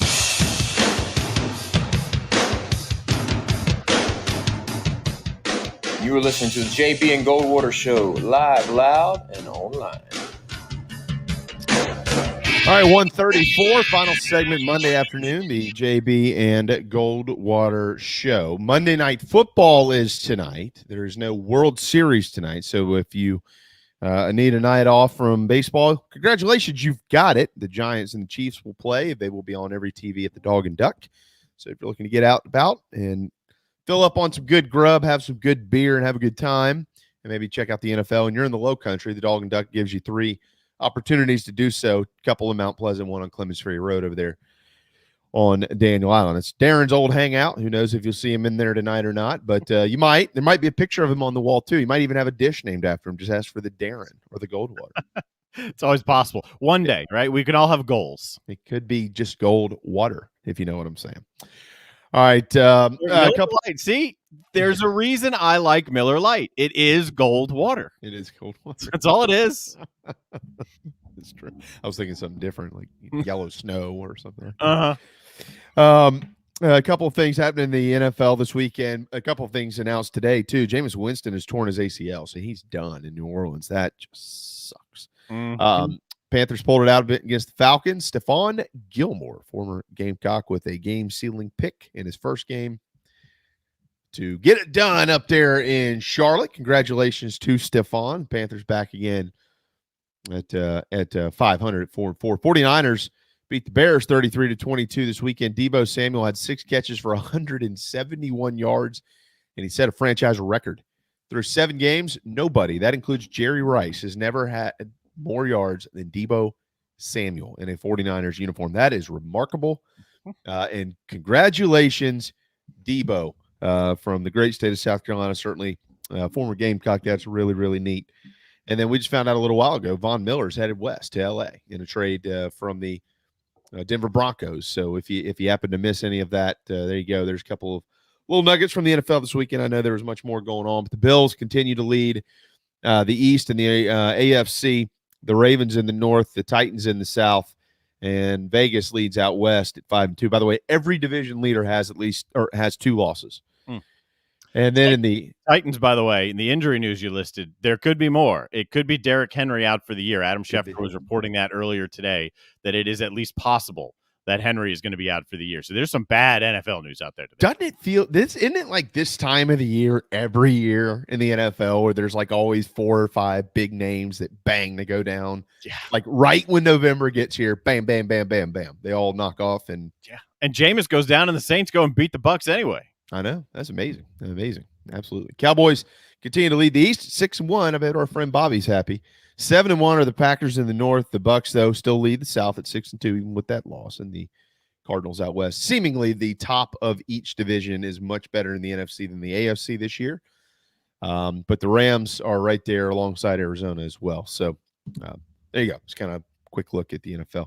Darren, it's starting to get time to where we pay attention to Heisman stuff. We kind of ran through what happened in the top 25 this weekend. And when you have the conversation about who should or shouldn't win the Heisman Trophy, it's probably getting increasingly difficult not to include Kenneth Walker in the conversation, the running back at Michigan State. He's really fun to watch, and he's really, really, really good. About 1,200 yards now through, 8 games. So we'll see what the rest of the year looks like. Running backs, it's getting harder and harder for them to win it. So it's got to be a really special year. That being said, there isn't really a quarterback out there who has just taken off with the Heisman Trophy. Kenny Pickett is starting to get a bunch of acknowledgement and things like that. Brennan Armstrong at Virginia still leads the country in passing yards. He's thrown for 3,500 of those, but Virginia isn't winning a bunch of games. So there's not a clear-cut favorite. I like the running back up at Syracuse too, the Tucker kid, but he's not a guy who's getting a ton of pub, at least at this time. I mean, seemingly all the Heisman favorites are off the podium coming into the year. Bryce Young might be able to reemerge, but the next few weeks, this is where you want to pay attention. Vegas still has Young as the favorite, but what happened Saturday with Walker having the day that he had on a massive stage with a huge audience, and it wasn't just this undefeated team versus another undefeated team and supremacy in the Big Ten East. It was a high-scoring game. It was a 16-point deficit, and it wasn't just, if you could say just, 5 touchdowns. They were big plays. You want to talk Heisman moment? There were a few of them for Kenny Walker in that game against Michigan. And, I mean, he's the only guy ever to go for 5 rushing touchdowns against Michigan. And no Ohio State kid's ever done it. No one's ever done it. Yeah. This was his Heisman moment, and it backs up what he's done all year long. To me, at the moment, because of the scene, because of the stage, because you need that captivating thing to push your candidacy forward, and he did it at the right time. He did it when mattered most, when all the eyeballs were on him. He's going to have a chance to back it up again when they play Ohio State with more eyeballs on him. To me, he's the leader. Who are the top 4 teams in college football? Georgia, Alabama. Yeah. You think Alabama's at 2? I think if you line them up and play, Cincinnati's ranked number 2, but you go ahead and try and sell me the fact that that's a better football team than Alabama. So yeah. Georgia, Alabama, Ohio State is in the mix. Oklahoma is in the mix, and Cincinnati's on the fringe of that. I mean, we're going to find out tomorrow. The initial rankings come out tomorrow. I got a sneaky feeling that Michigan State is going to be in that top 4 tomorrow. Georgia's going to be in there. Oregon needs to be mentioned in that as well.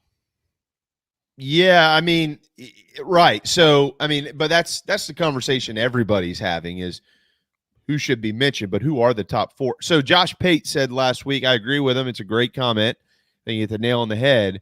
But I agree with what you're saying. I said the same thing. If you ask me today who wins, Cincinnati or Alabama, I'm taking Bama. All right.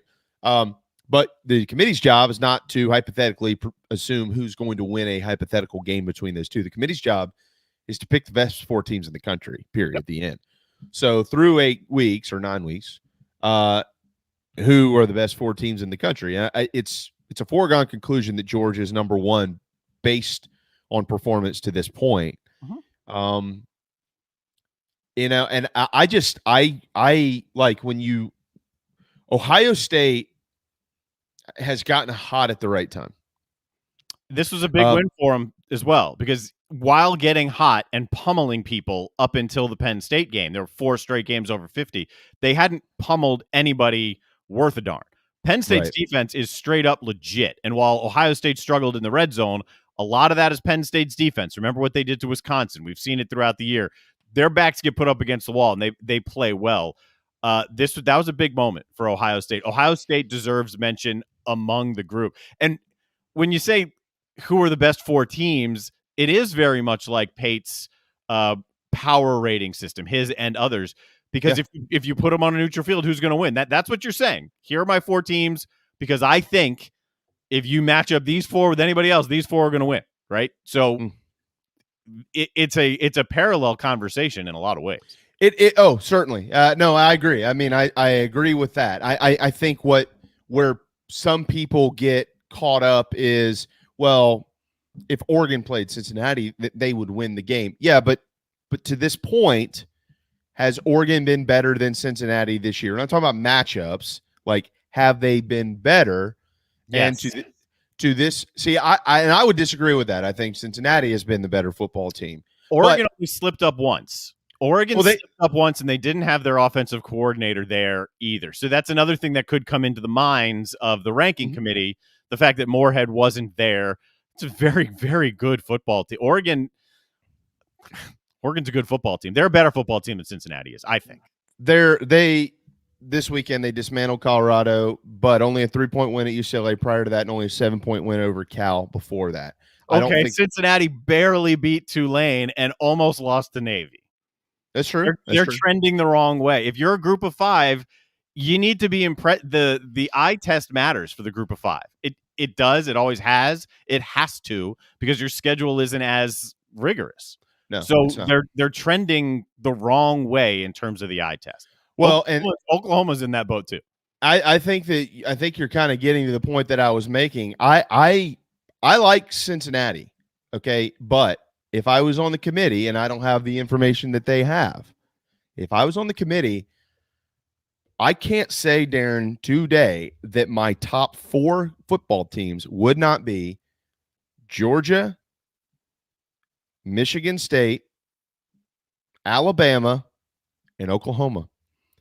And I like all 4 of them better than I like Cincinnati, even though they're ranked second in the country right now. I like all 4 of them better than I like Oregon. I know that Oregon beat Ohio State, and at this point in time, I like Ohio State better than I like Oregon, just based on how Ohio State has played. A lot of people in that boat. Yeah, I think Ohio State is the one team with one loss who really can zoom their way into this thing just by mopping the floor with everybody in front of them.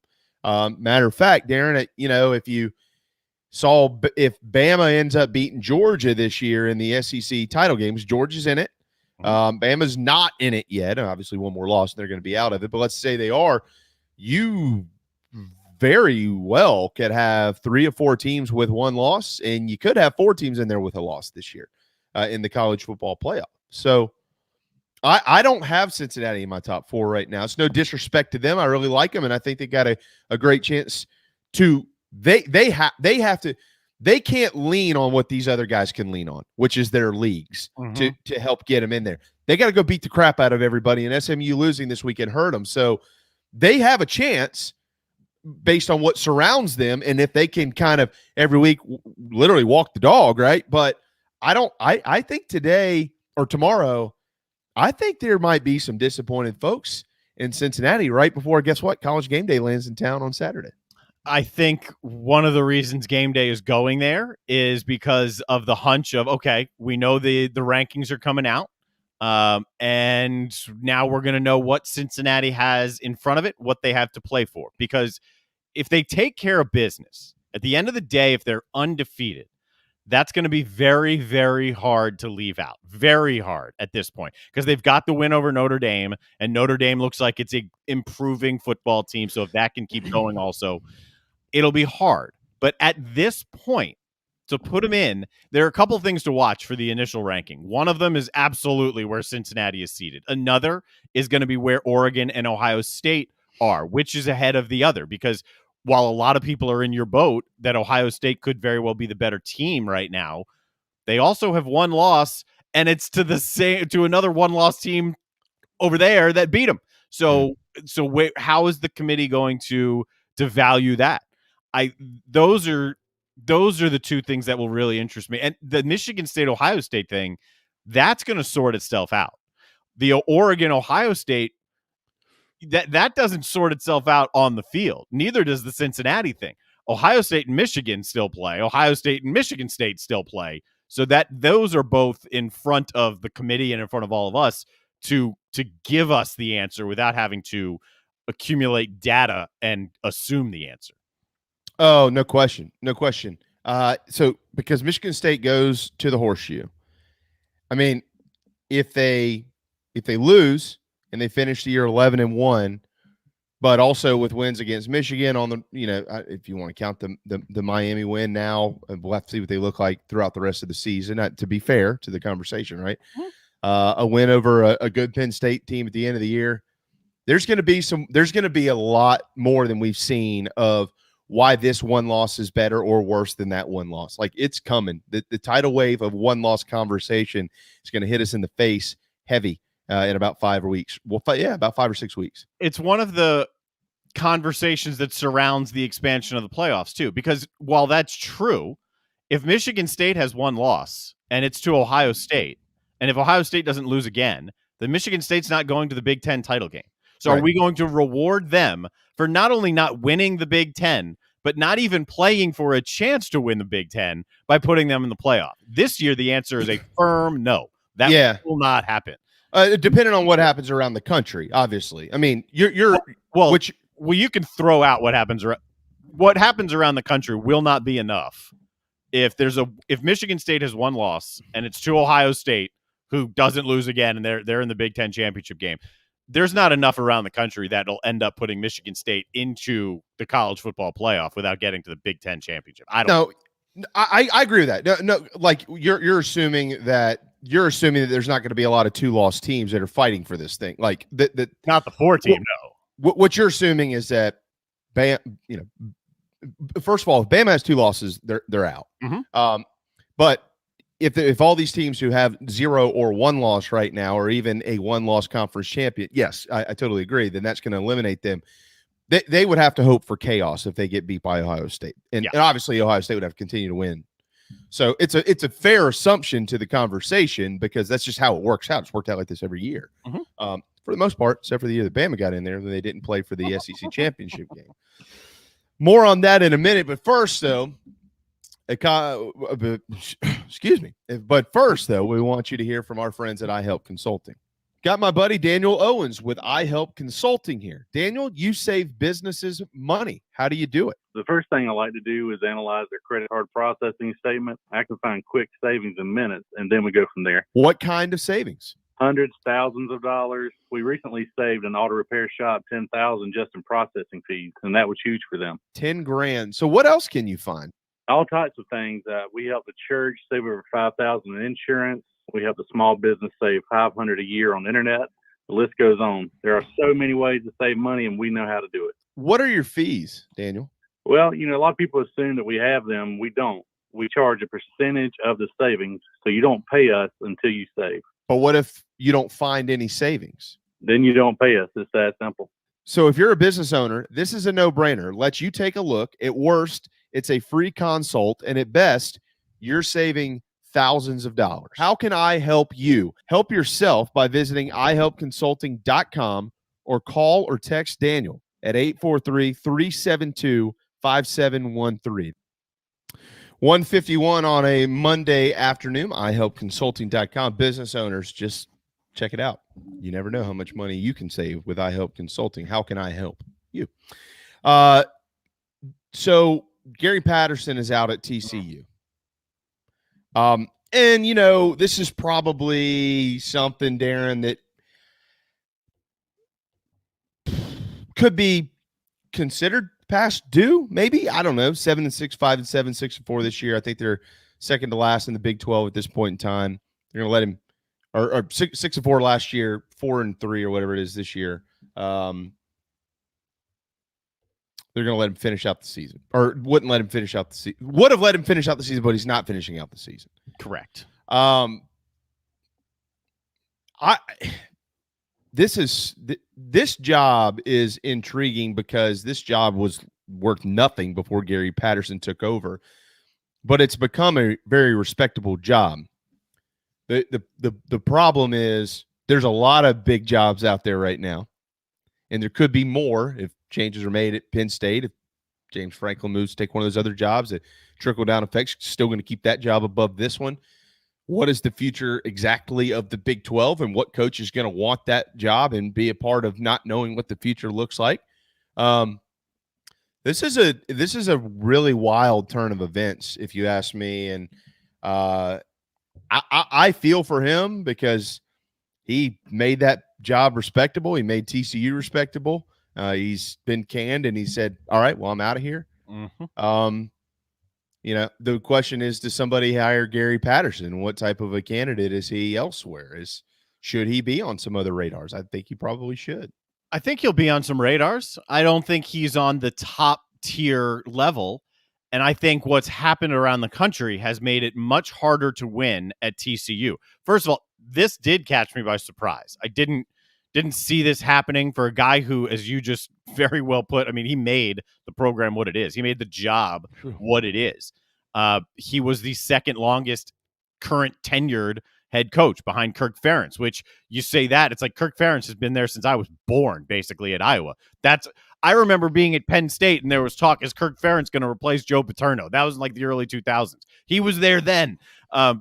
The fact that he's been there that long and then to just be gone mid-season, it did surprise me.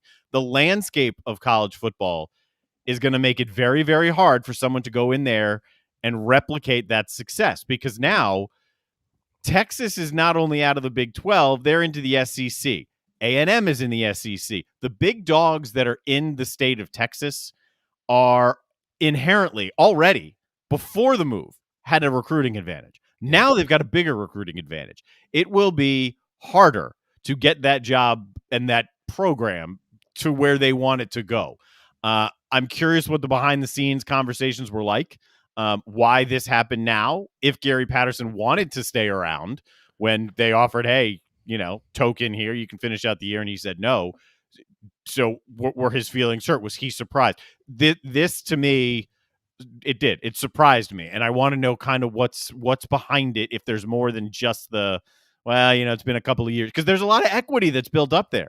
And because it's going to be tough moving forward, if there's a guy who wants to be there with the equity that he's got built, why this move right now?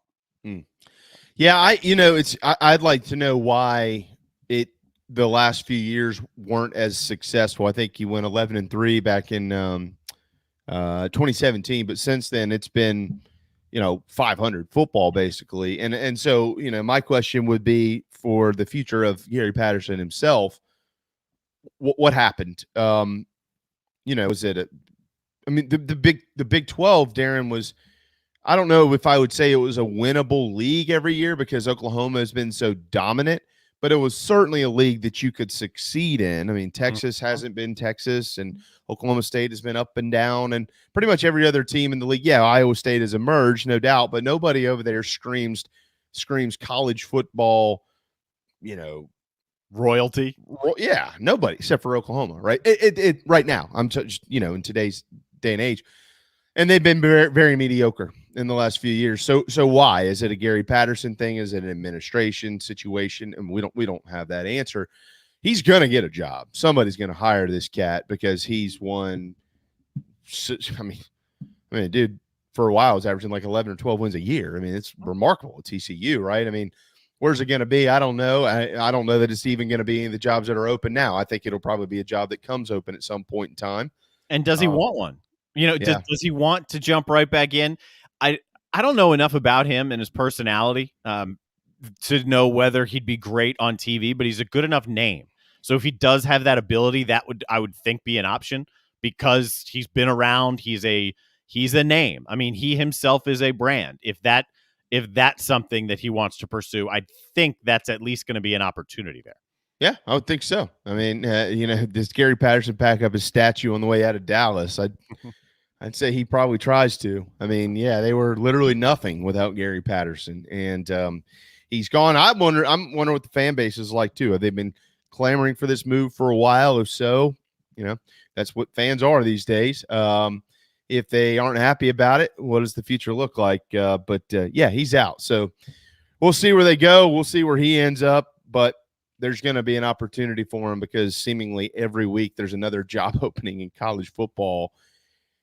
This is amazing what's happened to this sport. You get 3 or 4 weeks into the season now, Darren, and people are starting to get fired. It's unbelievable. Maybe when we talk to Sapikoff, by the way, he's hiking in the mountains. That's why he's not on with us today. But maybe next week when we do talk to him, he can give us a little bit more light. I mean, his son is within that program, is one of the trainers.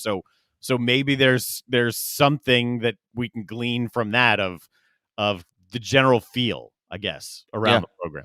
I will say, I pulled up his numbers here. I mean, since 2012, he's had a 12-1 and 11-2 and 11-3 season, 12-1, 11-2 and 14-15, and then 11-3 in 2017. Outside of that, it's 7-6, 4-8, 6-7, 7-6, 5-7, 6-4. So it almost makes you wonder if, he's the type of coach who recruits, develops every 3 or 4 years. He's going to be really good. And then guess what? 3 or 4 years again. It looks like that's just kind of where it's gotten to. Well, yeah. What do you expect down there, right? I mean, you can't expect to be regularly in contention for a playoff spot, right? Even in an expanded playoff field. If you're TCU, that's not realistic. That's what everybody expects, Darren. I understand fan bases expect that. That's not realistic. Yeah. Speaking of which, we'll get more into it tomorrow. Greg Sankey, though, did speak about the playoff. He said it should be 4 or 12, not 8. And he gave specific reasons why. What day is it? It is National Cook for Your Pets Day. How about that? I basically cook for my pet every day because I cook or do something sandwich-wise every day, multiple times. And he always gets something. Well, how about a calzone? It's National Calzone Day. It's National Cinnamon Day. I love cinnamon. It's National Vinegar Day and it's National Deep Fried Clams Day. I like some deep fried I clams. hate vinegar. With a passion, I hate vinegar. Oh, man. You and I can't be friends. Benedict is at South Carolina in women's hoops tonight. First chance to get a pretty good glimpse at the nation's #1 team, Colonial Life Arena. Thanks to Wes Mitchell and Perry Orth. Got plenty more this week on Clemson and their win over Florida State. Obviously, the Gamecocks tomorrow. Shane Beamer back on the podium. Mike Morgan tomorrow. Corey McCartney and more. Braves are off tonight. Have a good sports-free evening. See you tomorrow.